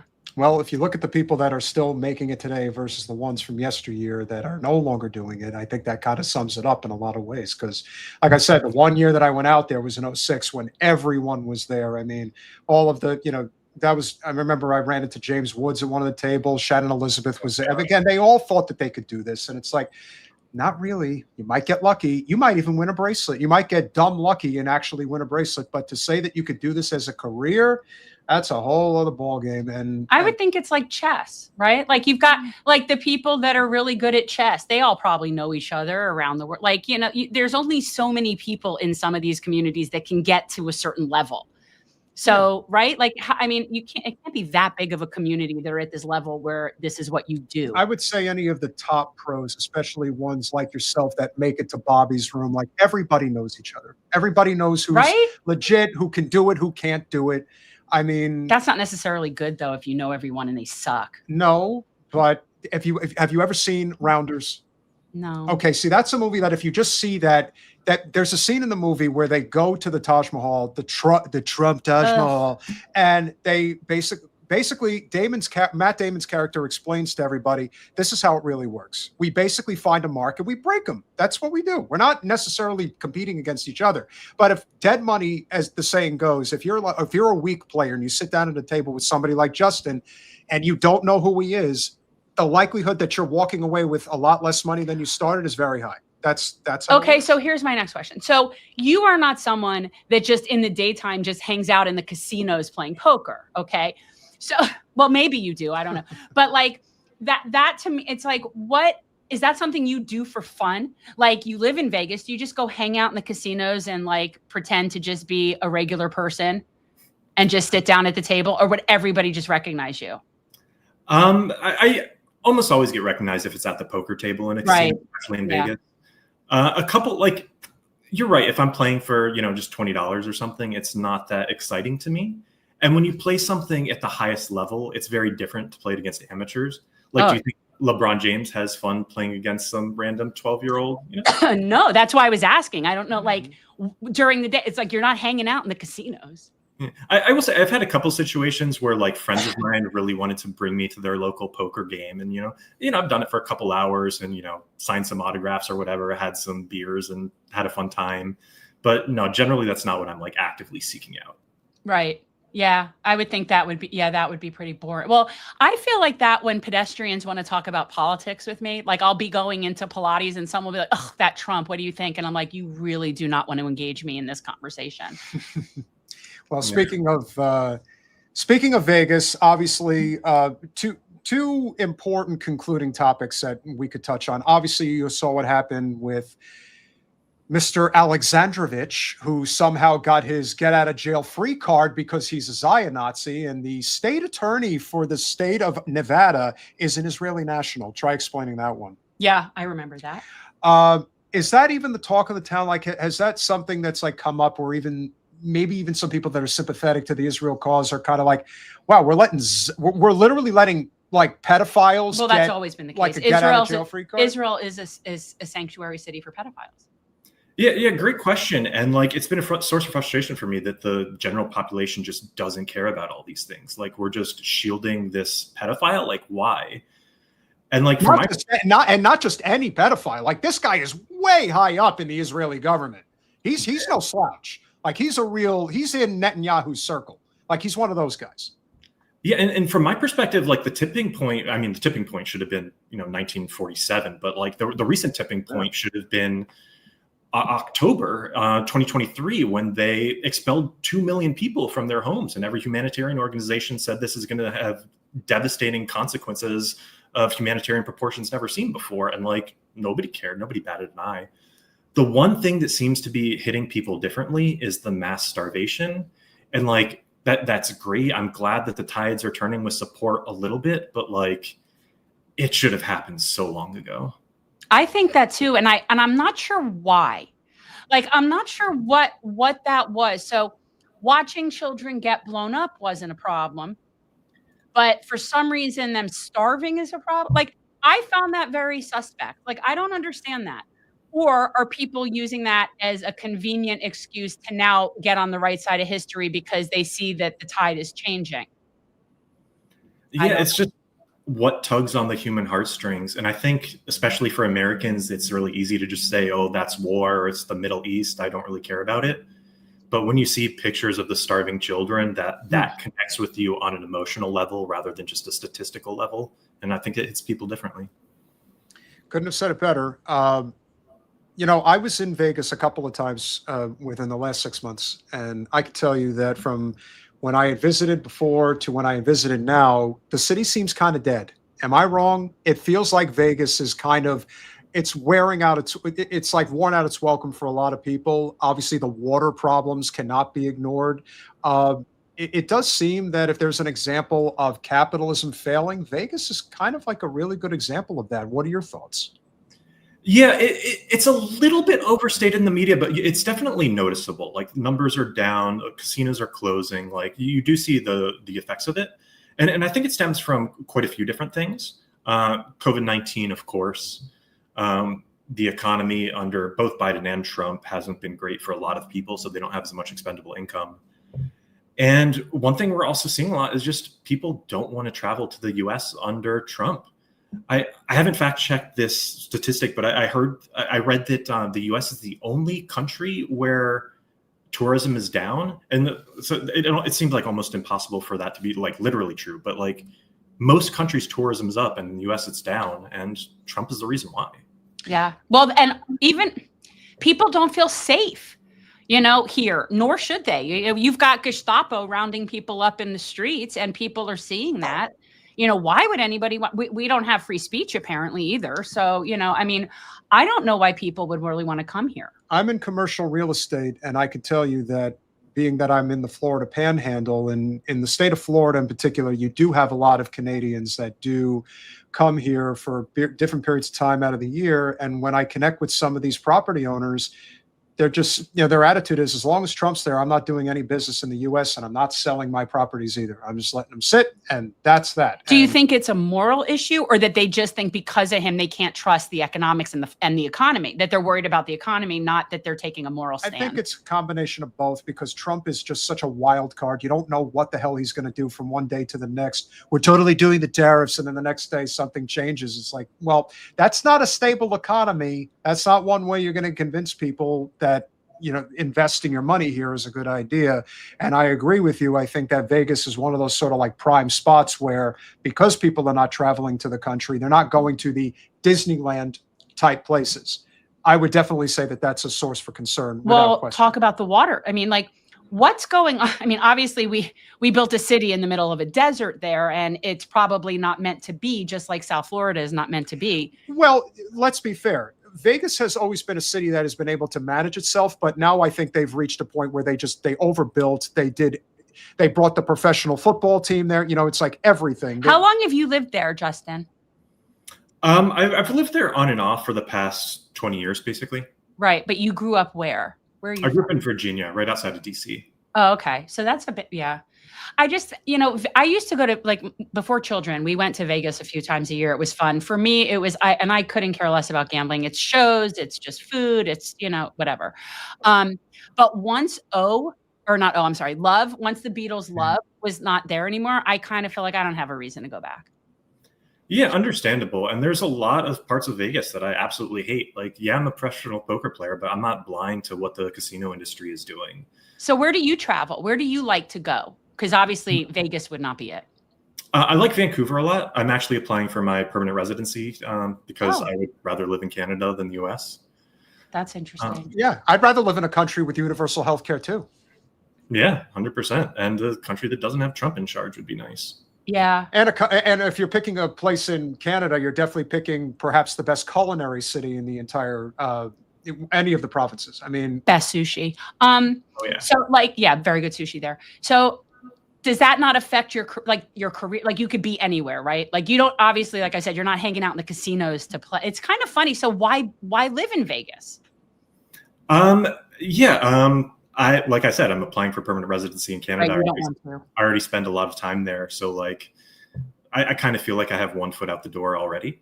Until I get my permanent residency, I can't just get rid of my home in Vegas though. Right. That makes sense. Well, hopefully when you sell it, you get it for a decent price, because down here in South Florida, we could tell you that with the sea level rising, eventually somebody's just going to be holding the bag, and they're not going to be able to do anything with it. That's going to happen in Vegas too. You're going to run out of water. I've heard that the dam is down, right? Like Lake Mead, isn't it drying up? I don't understand how they can keep building when you're running out of water. The other thing about Vegas that doesn't get talked about enough, that you can attest to, even though you obviously are in a very comfortable financial position, is even you, I'm sure, see it. The prices in Vegas are so insane. There is no way to describe it. You're talking about the average hamburger that you would get in a restaurant. So I'm not talking about a restaurant. I'm talking about a burger hop joint. It's at least $20. There's nothing normal about Vegas now. Nothing. And if they think that that's what's going to keep the riffraff out, I'm sorry. That's not going to happen. Not if you're going. Well, no, but comparatively speaking, you've been there how many times? Clearly it's not working. But you know what though? I didn't think I gambled once when I was there. I was there for work. So you really ought not be gambling anyway. No, but do you consider poker gambling? I do. A lot of poker players hate calling it gambling because, there's luck in gambling. There's a lot of luck in poker. I hate to break it to you. Well, Now, yeah. of course, if we played millions of hands, I would win against you every time. But if we just played, without a doubt, I'm sure you would. but if we, Jen, if you and I just played 5 hands, you could easily get lucky and beat me over those 5 hands. 3-card Monty. I'm just kidding. I'll play you at Uno. I play Uno. I can't. I'm not a poker person. Also, I don't enjoy putting money on the line. I just don't. I don't get that rush. I know it's hard. I do like craps from time to time, but that's just fun. There's a camaraderie around a good craps table. It's like a really good vibe. When I got to tell you though, and you know this, when you're playing, especially in a tournament, and you are just clicking on all cylinders, there is when you can read your opponent, when you know that you've got the up and down straight flush draw rolling, it's like these little things where you just know, like, I'm going to hit it. I'm going to beat, I'm winning this fucking thing. Like, there's a real incredible adrenaline rush. I don't understand how you can know that. It's instinct. I don't know. For some people, it's about the adrenaline rush. For me, it's about the flow state. And the problem I actually have is in these 7-day tournaments, when I'm playing day 1, I'm just kind of bored. I'm kind of checked out. But once you get to day 4, day 5, and the numbers are dwindling, and the numbers and the prize pool get bigger and bigger, and you've got the cameras and the lights on you, maybe you're on the live stream table, I thrive under that pressure. That is my flow state. When I'm firing on all cylinders, like it's almost like an out-of-body experience. It just feels so good. Yeah. That's awesome. You know what that is? That's greatness. That's greatness. Yeah. I've seen greatness a few times in my life. I've seen Michael Jordan live twice. I watched somebody win a gold medal in the Olympics once. I have seen greatness. That's what that is. It's when talent and passion align in a way that everybody can see it and it like radiates. That's greatness. Yeah. Hey, listen, I've seen you live. You are. I have not. You are as advertised. You are one hell of a player. I can say, a family friend who used to play in Atlantic City, I asked him once, who do you think is the best professional poker player you ever competed against? And he said, without hesitation, John Jawanda is the best poker player he ever played against. And he's played against pretty much all of them. Except he hasn't played against you. Who would you say, from your personal experience, is that player that when you see him, you're like, all right, I know I'm in for quite a ride. It's going to be quite a fight if I have to, go heads up against somebody like He doesn't think anybody. I'm looking at you. Don't think nobody, right? I do. Without a doubt, my answer is Isaac Haxton. Interesting. You think I could say, okay. If he thinks it, it's most likely much more certain than what your opinion is. Well, the one thing I could say about Ike is that you want to talk about a level of consistency and high stakes. Well, okay, so why? And again, I know none of these people. I know nothing about this. I'm much better when you talk about your sports games. But yeah, I'm a little bit biased because I've been studying the game with him for more than 10 years. Oh. I think, but it's not just me. If you poll the top poker pros, like the people who are actually playing these high stakes tournaments, who actually know what they're talking about, most of them will say that Isaac Haxton is one of the greatest poker minds of all time, if not the #1 greatest poker mind of all time. And there are so many like revolutions to strategy in the game that have happened. And it started with him figuring something out, and he did it, and then everyone else copied him. So he's innovator. He's an innovator. That's like, so he's the poker player's poker player. Yeah, absolutely. And a lot of times with innovation, you get these like inconsistent personalities who are kind of all over the place. He's not. He is so precise and so technical. It's just nobody's flawless in poker. Everyone still has a lot to learn, but he's as close as you get. That's cool. Yep, definitely a mixed game specialist. I don't know if I've never watched cards on TV. I can't, and no offense, I cannot imagine that would be fun to watch other people play cards. I can understand how it would be fun to play cards like that. I can understand. I don't understand how it would be fun to watch other people play cards. Do you get to see everybody's hands? Well, if I'm watching on TV, do I get to see what everyone has? Well, you can see you can see what Justin has. The only problem is that it's not live. Well, usually it's not. It's usually on a delay. Well, I don't care if something's live. What does that matter to me? Well, I mean, there is. So, Jen, I actually agree with you. I think poker is a terrible spectator sport. It's not a sport. The main reason why is because, you have to have your poker face at the table. It is a disadvantage to show any emotion. So you just have these people sitting there stone-faced, not reacting to anything. Right. It's very, that's exactly right. It's very dry. You know, yeah, it's kind of up there with maybe golf for me in terms of watching. I don't know. I'd watch it before I'd watch paint dry, so that's better. Now I can understand why you say Haxton, because he is the most stone-faced poker player I've ever seen. He does not show an ounce of emotion. I find that so hard to believe with you. Like, you're so cute and animated. Like, how do you not like? I don't understand that. Yeah, is it the cleft chin? You get. This is not how I come off at the poker table. Like, I am. All right, let's see that. So give us poker table vibe. Wow.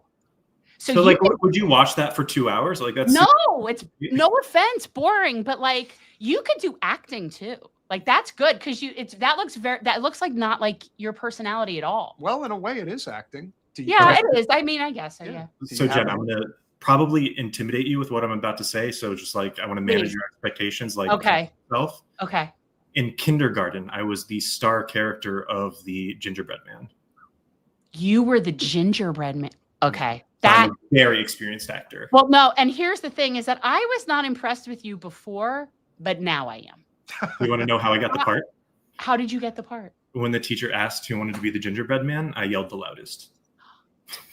Again, greatness, man. That is how people could have told you were destined for greatness right there, you know, with the enthusiasm. But seriously, that's really good acting. Seriously, like I can't de-animate that well at all. Like, I'm just like, you know, this is why I shouldn't play poker. I'd be a terrible poker player. I'd be, look what I got. What should I do with this? To some extent, it's just like everything else. Like, you know, 24 years of experience, you'll learn how to do it. But it definitely comes harder for some players more than others. Oh, yeah. Yeah. I think like if I was with Rain Man and somebody was there that could really count the cards, that maybe I would contemplate that. But no. No, I would just lose money. I would just, and more importantly, I've always been scared to sit down at a poker table because I know I'd piss off everyone else at the table. I know that because I don't know what I'm doing. Why would I do that? That's not nice. If I knew what I was doing and some moron sat down, it would bother me. That, you know what, that's a very pointed statement. I'm just trying to be considerate. I don't want to, it's like, that's the same thing as people talking about stuff they don't know about. Well, stay in your lane. So one of the wonderful things about poker is if you have money and you want to sit down at the poker table, the less you know, the better from the other players' perspectives. So it'll just make it easier for them to take your money. Yes, I realize that, but I'm not a moron. Why would I want to do that? Why would I would honestly, I could think of other things that would be more fun way for me to do with my money. And I've always looked at gambling, and I'm not saying that the way you do it is gambling, but just any experience I've had in a casino, it's always paying for entertainment. I'm like, this is how much money I have to play with today. And that's it. I don't go in there thinking, oh, I'm going to win. Like, no. The very first line in the most quoted poker movie of all time is, if you can't spot the sucker in your first half hour at the table, you're it. You are it. Oh, I know I am. And it's the truth. I know I'm a sucker. True. That's why. In conclusion. All right, but maybe, well, I don't even really know how to play poker. It's actually not that hard. I mean, I get the concept. I know like pairs and I know what it, I understand that, but I don't understand any concept about it regarding strategy. It's the same with me with chess. I understand how to play chess. I know how all I know how all the pieces move. I know what they do. I know all the rules. I can play. No concept of strategy whatsoever. Cannot strategize. Like, and because I can't, I don't find it fun. I don't find that fun because it's just somebody just keeps beating me, but I don't understand. I can honestly say that poker, the best way to describe especially professional poker, it's psychological warfare is what it is. And why would I want to engage with that? I get enough of that shit. Well, let's end on this. Yeah. I cover genocide. Let's end on a positive note if we can.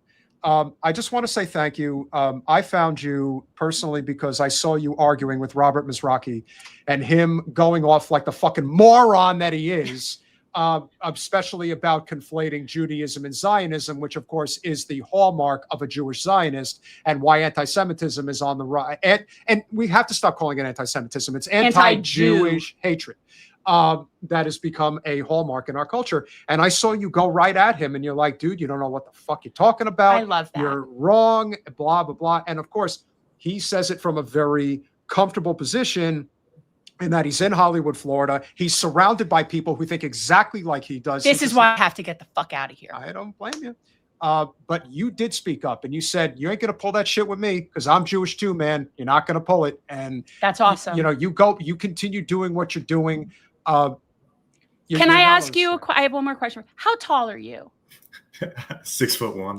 Okay. I thought you were tall. Yeah. I thought you were tall. I got a tall vibe. I got to tell you, he's actually not that tall. He's tall to me. Phil Hellmuth is 6'7". That's silly. And does he play basketball? No, but he's an all-time poker player. Why would you be 6'7" and play poker and not basketball? Okay, you've played with Phil Gordon. Phil Gordon's like 6'9", 6'10". I mean, some of these guys are like extremely tall, which I always found interesting. See, someone says you look like Jude Law. I was thinking more a combination of Bradley Cooper and Ray Fine when he was young. That was more my. I'd run with that, bro. Every single one of these. Thank you.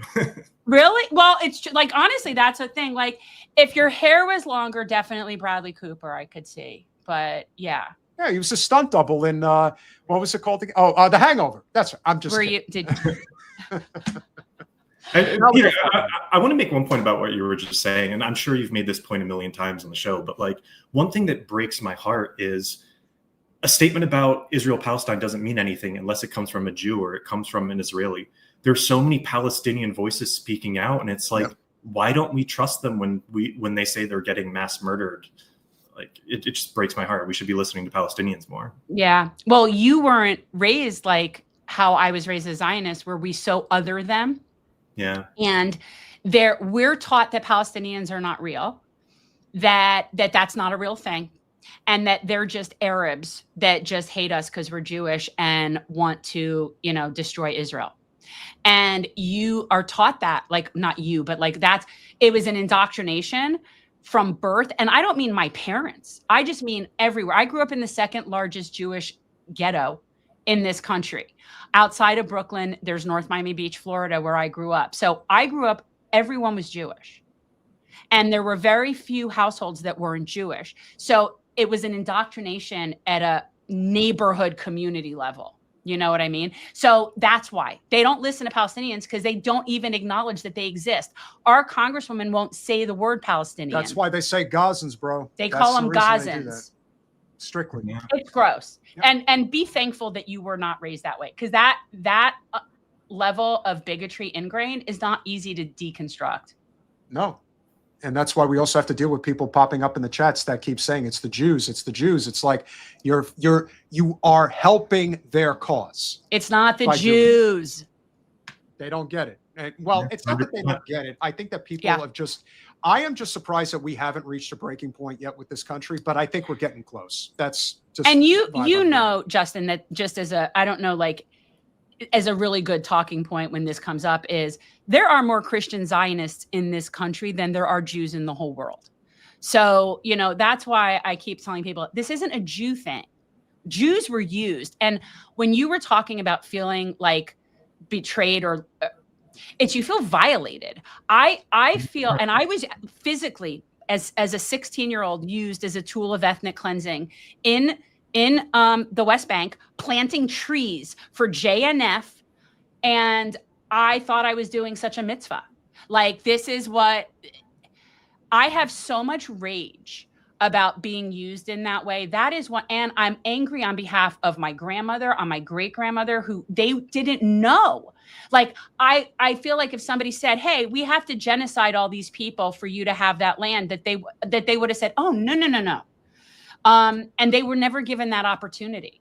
And so that is a big source. Like, my rage with this started long before October 7th. So we started a series on this show a year prior in October of 22 called Deconstructing Zionism. And it was me basically unleashing my rage about being lied to and indoctrinated and misled. And that I was enraged about that. So now you add what's been going on for 2 years. It's like, it's just. Yeah, 100%. And like my growing up, my family told me that I should do birthright to Israel. And like, it sounded kind of nice. I didn't really know what it meant. And, now that I understand that they are trying to increase the population of Jewish people so the Jewish people control the whole region, it's disgusting to me, and I'm so glad that I never did it. And yeah, the right of return, because I have 2 Jewish grandparents, even though I have no direct ties to Israel, I can just move there and get citizenship. But you have people who were born there, or people whose grandparents were kicked out of their homes in the Nakba, and they can never go back. It's so messed up, and people refuse to call it an apartheid state. Like, it's in the laws.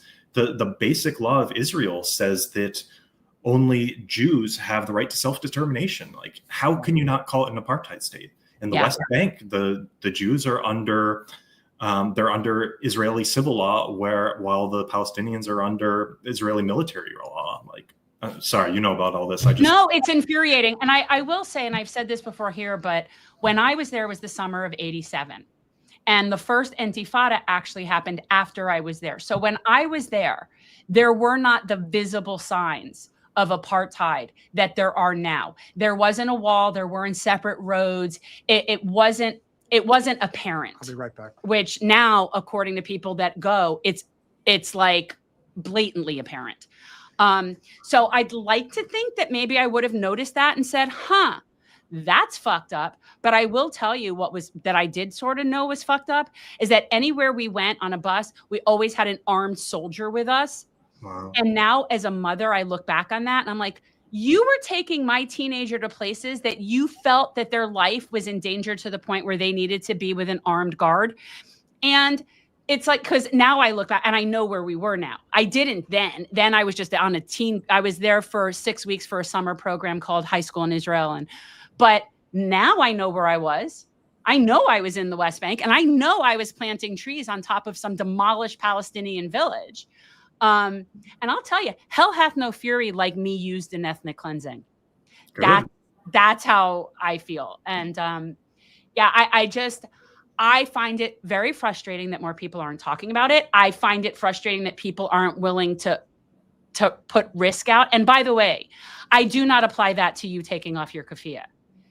If there was $6 million sitting on a table, I would take off my keffiyeh, finish the game, and then I would never go back. Right? Like I wouldn't do it again, but there's no way at that point that I wouldn't. So I feel you, right? Like that's nobody, and nobody would want you to do that either. Yeah. And I feel so similar to that rage that you have. Like, yeah, I was lied to about so much. The indoctrination is just insane. I have a good Israeli friend. He left the country many years ago and he's pro-Palestinian. So he's one of the good ones, but he was telling me about how he grew up. He was 16 years old living in Israel before the first time he ever had a conversation with a Palestinian his age. 16 years old. And this is only because of some artificial thing set up, bridge the gap, have a conversation with the Palestinian. And he heard the boy talk about the Nakba. And he felt my friend has a beating heart. So he felt sympathy for him. But all my friend's friends were criticizing him. You dirty leftist, how can you side with the Palestinian?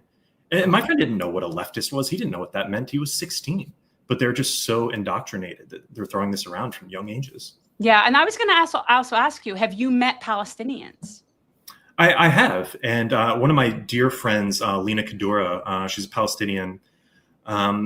She was a poker masseuse for like 10 years. But she and I are real close. We go on like hikes and stuff. She's actually in Tunisia right now for the Flotilla. She's one of the... Wow. She's doing administration tasks, like training some of the people and coordinating and all that kind of stuff. That's awesome. Yeah, I heard you talking about it at the beginning of the stream. I think what they are doing is just so brave and so important. Yeah. I've donated to them and, I've tried to spread word on social media. Like, I just absolutely support them so much. I think it's the coolest thing. Those are those are revolutionaries. Revolutionaries are people that are willing to put themselves on the line. And those people are badass. And honestly, though, I would do it if it wasn't boats. I swear I would. I cannot boat. And nobody wants to be on a boat with me. There's also that. I assure you. Well, we're contributing in our own way. Everybody contributes in their own way. Yes. But and you certainly have too, brother. And guys, remember the links are in the description.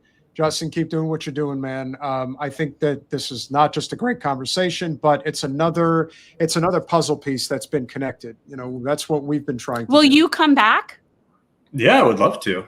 Okay, maybe you could even bring some friends, and you could teach us a little poker or something. I don't know.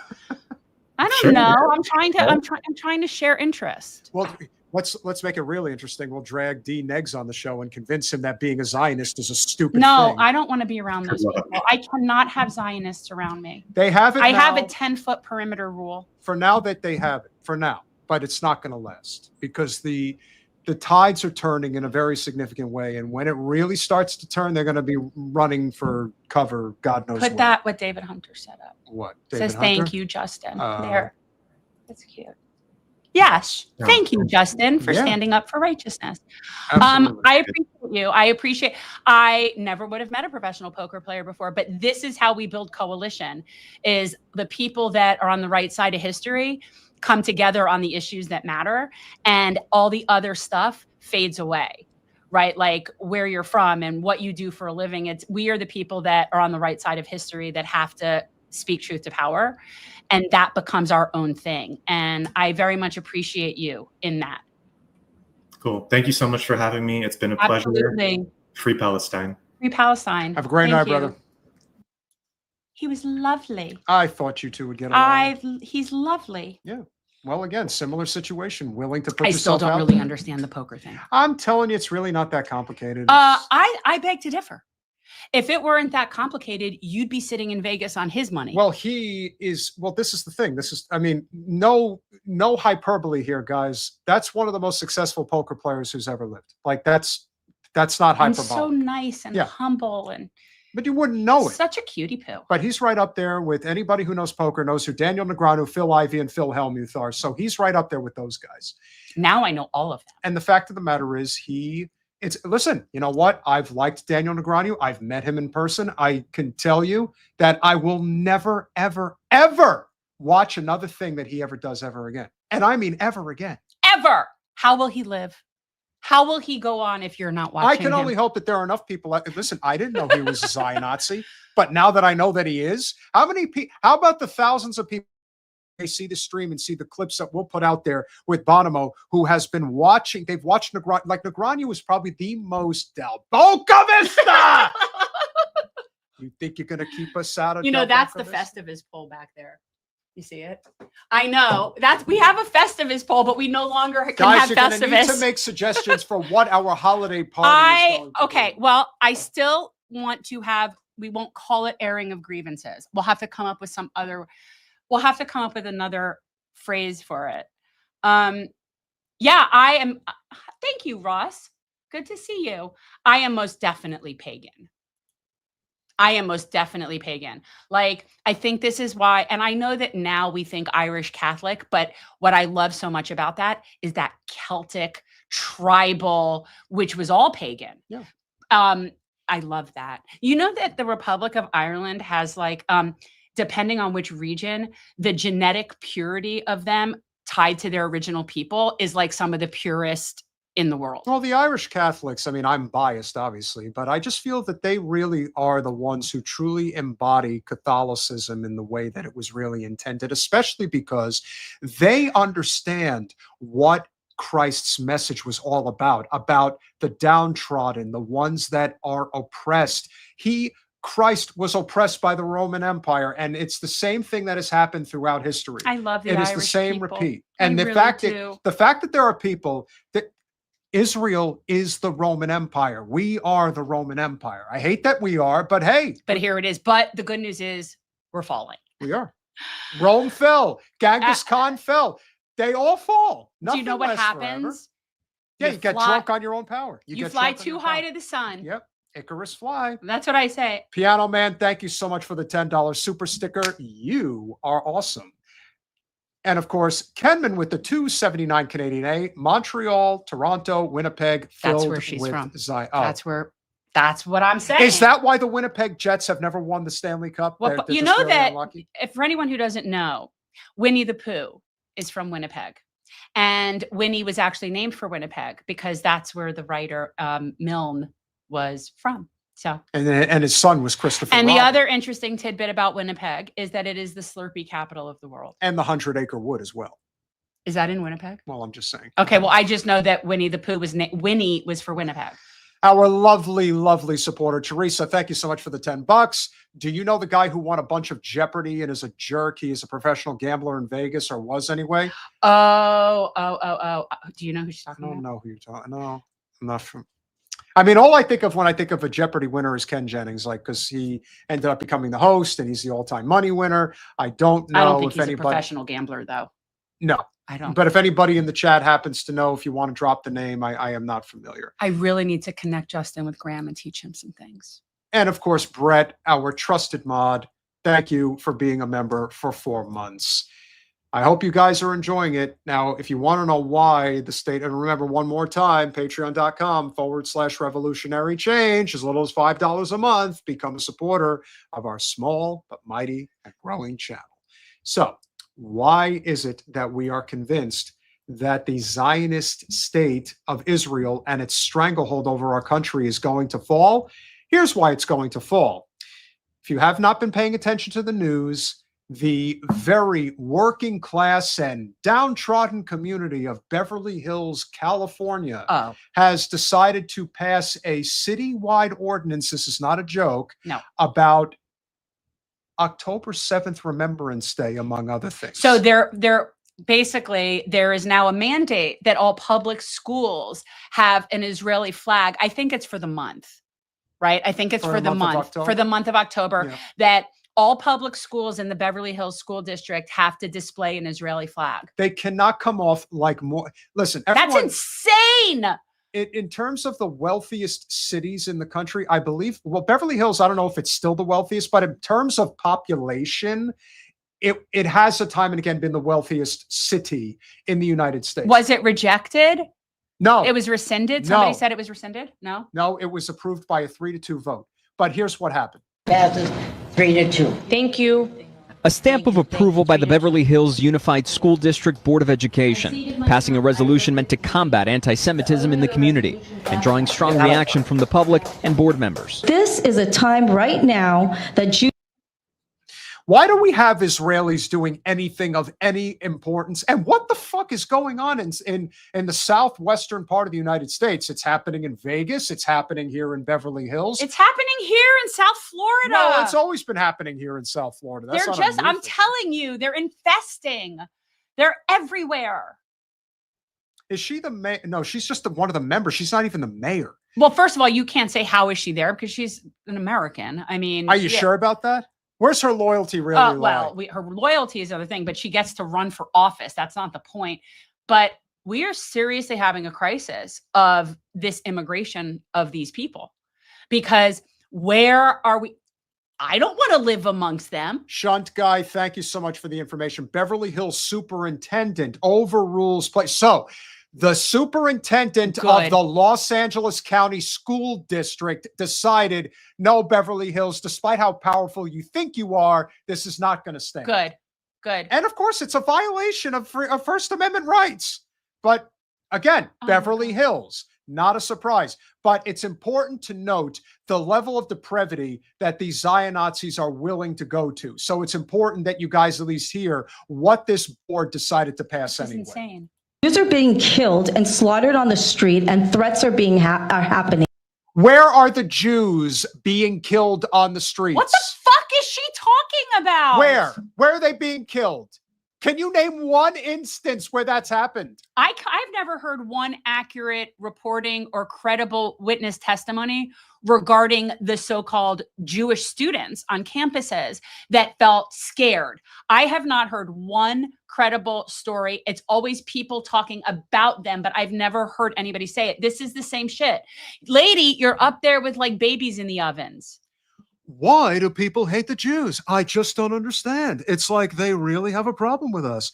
And no, so we hate you. What? And so what if why are you people so angry at me? Because you support genocide. I get to the genocide camp. And I also like to date 13-year-olds. I think. Is that how young he goes? He goes pretty young. No, well, he married the last one, and now they're still married. All right, so she was 14. She was a little older. That's okay. I don't know that. She wasn't. She was not illegal. So enough. The resolution would, among other things, recognize May as Jewish Heritage Month, display the Israeli flag at each school and facility, call for education and awareness around Jewish history, and This is so ridiculous. Even though it got shit again, this is like the type of shit that gets to the Supreme Court, and you're thinking, how does this even become a thing? Okay, but this is really funny to me. I choose. I think she means Mexicans. Look, if anybody's getting all messed up in the streets, it's the immigrants. That's the people that are getting, like, I wouldn't say slaughtered, but kidnapped. Two things I want to say. The Palestinian flag is a beautiful flag, and this is a hate symbol. Yeah, that's a swastika to me now. It's Like, a that's a hate swastika. symbol. You have turned the Star of David into a swastika. Congratulations. Yeah, big time. Culture and designate October 7th, 2023 as an annual day of remembrance. Supporters say the measure is needed amid rising anti-Semitism to make Jewish students feel safe and supported. I believe this vote is for the Jewish people, for anti-Semitism, and why. Because of course she looks like that. This is a desperate housewife in I hate when Beverly. you talk about that. All right, so I what should hate when you do that. All right. Because her physicality isn't the issue. She doesn't even necessarily look Jewish to me. Like, I don't know what her deal. I don't know anything about her other than she's an idiot. Okay, she's an idiot. Oh, That's she's fair. definitely an idiot. there needs to be education and training. This should be a no-brainer for a school district that represents one of. Okay, so now this piece of shit. He's got the kippah on. Okay, got his kippah. Okay, so this is the West Coast version of Randy Fine. He's not as fat, but he's definitely of the same makeup. Well, he fancies himself a cowboy. So with John, a yarmulke. So John Murish is a third-generation Zionist Jew living in Beverly Hills. Unfortunately, as much as I hate to have to say this, Jen's favorite movie is it still Guess Who's Coming to Dinner? It is my favorite. Okay. Well, I happen to think that Sidney Poitier's best movie is In the Heat of the Night. And unfortunately, this guy's grandfather was the producer for In the Heat of the Night and won the Best Picture Oscar back in 1967. Talk about useless trivia. The point is, this guy has been the mayor of Beverly Hills 3 fucking times. And this guy's going up there spewing this. You think he's bullshit. any different than our Hollywood mayor? I don't think so. Our Hollywood mayor. Josh is the same way. 6 of one, half a dozen the other. Again, we're having an infestation. Yeah. And remember, it's a class war, nothing more. So when you say it's the Jews, trust me, it's the affluent Jews like this fuck. Third generation. Yes, Hollywood Barack. royalty. Ben Shapiro wears the yarmulke too. He wears the little hat. The only Jewish majority communities outside of Israel. But opponents argue that displaying the Israeli flag in a public school setting blurs the line between supporting Jewish people and endorsing the Israeli government, particularly during the war in Gaza, adding that other ethnic and religious groups exist in the school district as well. Does any flag of a foreign nation belong on a public school facility here in? No! But here's the thing. I don't even like our flag there either. So, I'm anti-flag. I'm anti-hiling symbols. I'm anti-nationalistic bullshit, symbolic stupidness. When you treat your own people like shit, then I don't really care what your symbol is. And we treat our people like shit. We don't even give our people fucking healthcare. Why the hell would I be saluting that flag? That makes no sense to me. Fair. Beverly Hills? Of course not. Moreover, some organizations and local parents warn the resolution is not designed to protect all students. Instead, it could alienate certain kids, exclude other persecuted communities, and even fuel more anti-Semitism. Which is exactly what it would do.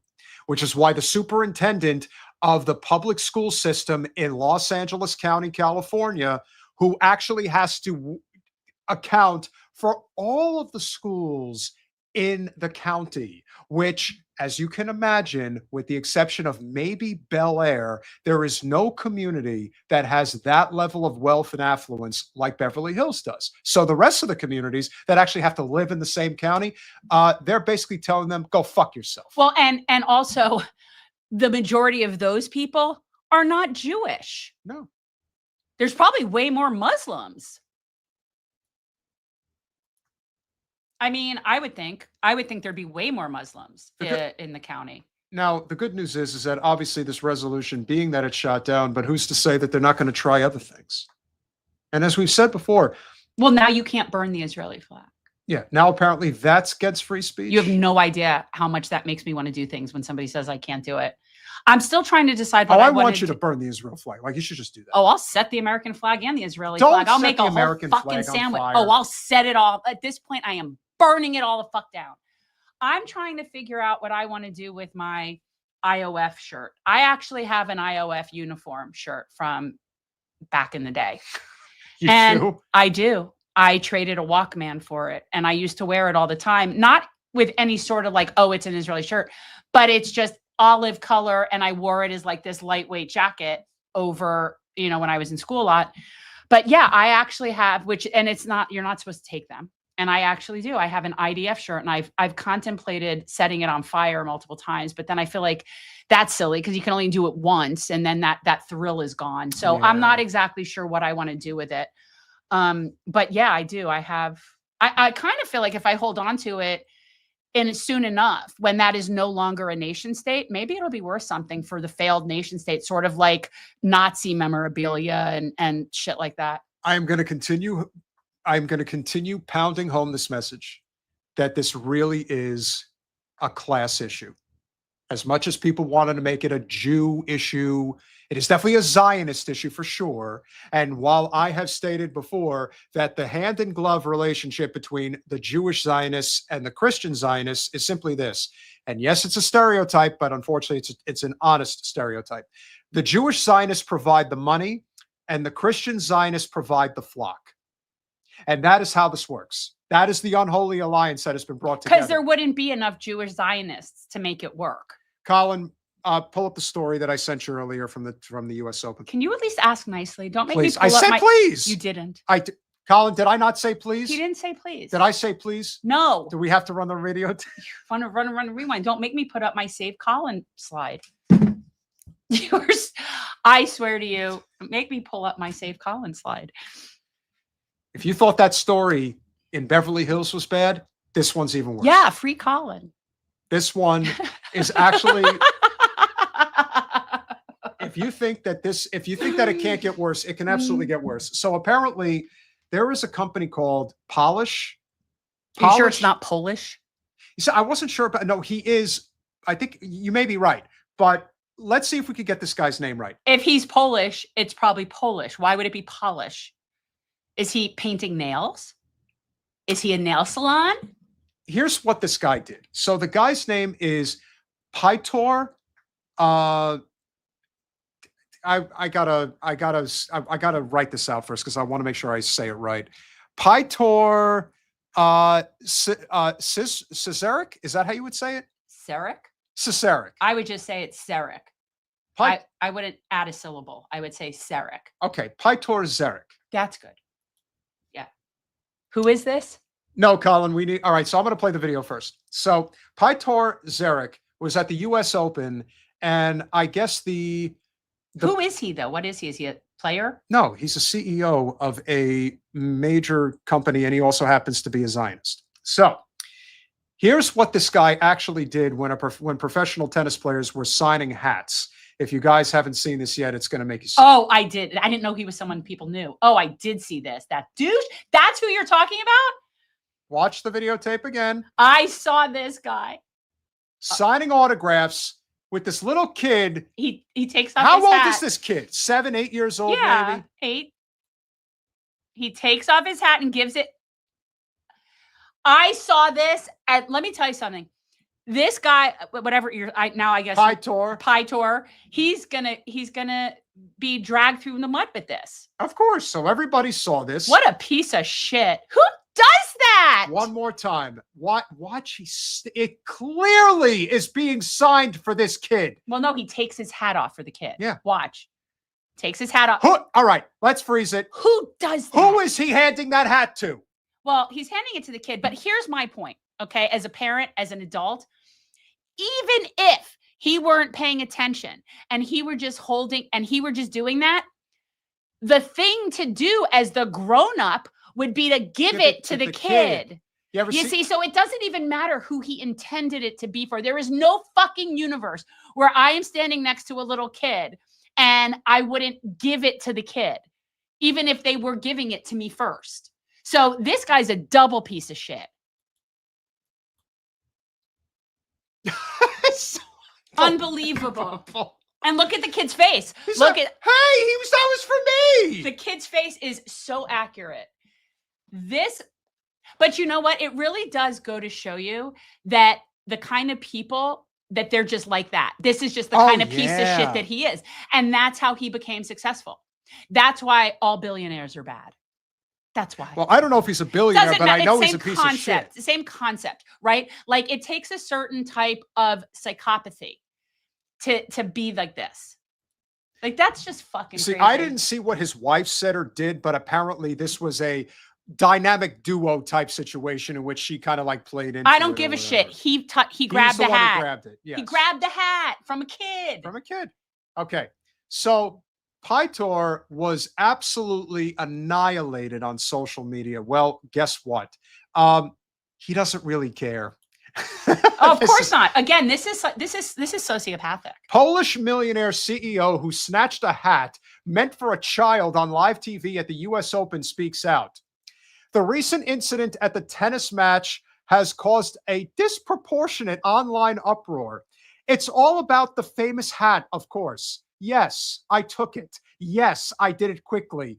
But as I've always said, life is first come, first served. Good for you. Good for you. I understand that some people might not like it, but please, let's not make a global scandal out of the hat. It's just a hat. Then give it to the fucking kid, you piece of shit. If it's just a hat, then why are you such a petty fuck? That's what I don't get. This is the line to end all lines. If you were faster, you would have it. Oh my God, to a kid. He's saying that. It's like Kramer karate scene shit, man. Yeah. Regarding online hate, because this is the one that the Zios love to talk about. I remind you that insulting a public figure is subject to legal liability. Is that true? No. If it's false and I mean, there's rules, but I'm sorry, you can but this insult. I still love this. That's a good line. It was promised to him 3,000 years ago. Yeah. He has a right to it. Very much so. All offensive comments, slander, and insinuations will be analyzed for the possibility of taking the matter to court. Insulting a public figure is subject to legal only if it's false. Yeah, not if it's an opinion. Did you steal I the can hat from say him? you are a complete and total piece of shit. And you can sue me. You can sue me. But there's no there, right? Like, in fact, you are a piece of shit, but I think that I can prove it by just playing that video in court. See, that's the thing. The perfect defense to libel, which is what you're talking about, is libel. The defense to libel is truth, right? So if somebody's calling you a total piece of shit, they've got the proof.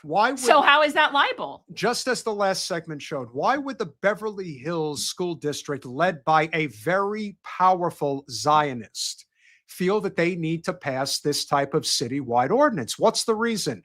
Because there are students that I'm sure are walking around, even in the affluent Beverly Hills High School, with keffiyehs on, and they don't want to see them. And the Jewish students who live in the, literally live up in the hills, do not want to see these things because it makes them feel uncomfortable. I live for that. I live for it too. Honestly, how do you not? I want to put this out there. Anyone, if this makes you feel uncomfortable, it just makes me want to wear it more. Like, I cannot explain that enough. Like, your discomfort is satisfying. Oh, to me. it's like a drug. It is. Like, it's intoxicating. Zionists pearl clutching is like, that's up there with me with like rainbows and unicorns. Like, it's very, very pleasing. It's very pleasing. I hate you all. And for any Zio that has ever been in my life, you're never coming back. Now, I don't know how to say this professional poker. See, that's what happens. He looks like baseball to me. Professional tennis player's name, Kamil Majarczyk. I guess that's how you say his name. It could be Majrak. I don't know. The story does have a little bit of a happy ending. Majrak? So we'll see why. It turns out that Kamil found out about this kid having the hat snatched from him, and here's what he did. So he snatches the hat, and he's probably pleading with him. And so after he leaves, he finds out about it, and here's what ended up happening. Okay. Oh. Ends up meeting the kid, gives him a whole bag, signs Gets the a hat, hat. takes a picture. See, how hard is that to just be a decent human being? It's not. It really isn't. I still can't fathom how somebody grabs a hat from a little kid at a like that's like going trick-or-treating and grabbing the candy from the kids that are not like I don't understand. That's so weird. That's so weird. I don't know adults like that. Earlier this evening, Paitor decided to do an about face after he thought he was bold and brazen enough to get away with that statement. I would like to unequivocally apologize to the young boy, his family, all the fans, and the player himself. Yeah, what happened? Did your stock prices start going down and your board said to you that the shareholders aren't happy and so you better say something? Because you clearly don't give a shit about it personally. There is only one language that they understand, and that's money. If you fuck with their money, they will respond. I honestly don't know what his company is or whatever. No, I don't either. But my understanding is that this is, again, verified or not, my understanding is that they are very proud Zionists and they just don't care. And so that is case in point, true example of Zionist behavior. And Wesley couldn't have said it better. One of the top comments was, if he will rob a little kid, he will rob. Absolutely. And this is something that is very noticeable. It's not even, it's Israelis, but it's Zionists in general, are the most entitled people you will ever meet. Because by definition, they truly feel entitled to a whole land that isn't theirs. Can you imagine, like, the level of entitlement to feel like you are entitled to a whole land that not only isn't yours, but you might not have ever even been to, but yet somehow you're entitled to that. So if you feel that entitled, grabbing a hat is nothing, right? Like, I mean, these are very entitled and then people. Proceeding to make a public statement through it had to have pissed off the company or something. It probably did. No, he's like, no, I can. He acted out of ego in that response, and then his shareholders were like, nah. There is a very poignant scene in it's like the first or second season of The Simpsons where Bart just listen. Bart gets hit by Mr. Burns's car, and Mr. Burns has to go to court, and he decides to say, as soon as he has to sit down in court, I should be able to run over as many kids as I want. That's how he thinks. Yes. I should be able to snatch as many only hats. that kid was fast enough. This is a dog-eat-dog world. That kid should have just been faster. And that's probably true. Like, if it were two adults, then I would go with that. Yeah, that's fair.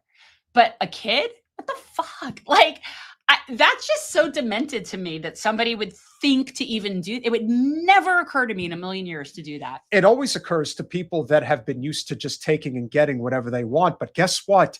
It's not going to last forever. In fact, it might not be lasting much longer anyway. I don't like cartoons. I don't watch The Simpsons. I don't want to watch South Park. I don't want to watch Family Guy. I don't want to watch whatever that dumb shit that he and my husband and my son South watch. Park. No, that. But then there's that other one. We love South Park. No, when he says we, he does not mean we. I do not like South Park. I think it's stupid. It is stupid, but it's still funny. I do like that those people take a stand and speak truth to power. Matt and Trey? I do, I do like that. Always have. That I can respect. Mm-hmm. I still don't want to watch that stupid shit. Yeah. For the final time this evening, if you guys are so inclined, please go to patreon.com/revolutionary change for as little as $5 a month. I need to release a damage control statement because I don't like The Simpsons. Yeah. Okay, well, when I was in college, I did go to Garcia's, which was this amazing Mexican restaurant. And it was like shots and all Casa Bonita? No, it was called Garcia's. Are you familiar with Casa Bonita? No. But it was Simpsons night. And I would go because it was like whatever the deals were with the drinks. But Simpsons was on. All right. Savitha is your fan. There's your supporter. Thank you. I don't like cartoons. I don't want to watch them. I just don't. It's not for everybody. No. I liked him when I was little, and now I'm grown up. And Jen, what do you think of Beavis and Butthead? I think they have a striking resemblance to Trump's two boys. That's pretty funny. Before they did all the work to their face and stuff. No, they still look like that. Well, and also Matt Gaetz looks like one of them too. Yeah, he looks like Butthead. He does. He does. Whatever. I feel like Trump's kids are Beavis and Butthead. Beavis and Butthead. Yeah, I wouldn't watch that shit. I don't want to watch that shit. I don't like watching stupid shit. I just don't. Sometimes you just got to laugh because how else can you laugh? I laugh, but I don't like that. Kenman with the 279 Canadian A. Seinfeld hates Palestine because it's over 17. You're probably right.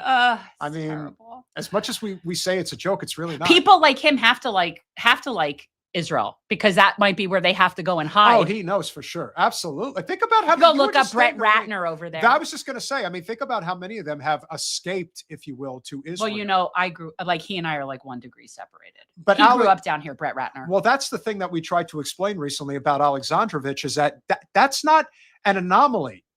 That is a feature of Zionist culture. Yeah. Rape culture and Zionism go hand in hand. Yeah, well, you saw they were arguing that it was okay for them to rape their hostages, to rape the detainees that they had, the Palestinians. That was okay. They were actually debating that like it was a legitimate discussion. So yes, they are completely rape culture. Foucault's bathhouse with the $2. Thoughts on dispensationalism and Darby Bible? I don't know. I'm not sure. I don't know what that is. I don't know. I feel like maybe I'm stupid for not knowing what I know what the Schofield Bible is, and I know that that's terrible. So I'm not sure. Let's see. I'll have to look it up. But then again, all religion for the most part is bullshit. You don't really, I mean. Well, let me look it up. You don't know what you're talking about. The importance of why people feel the need to have this sort of centering, if you will, of their lives. And that's totally understandable. But,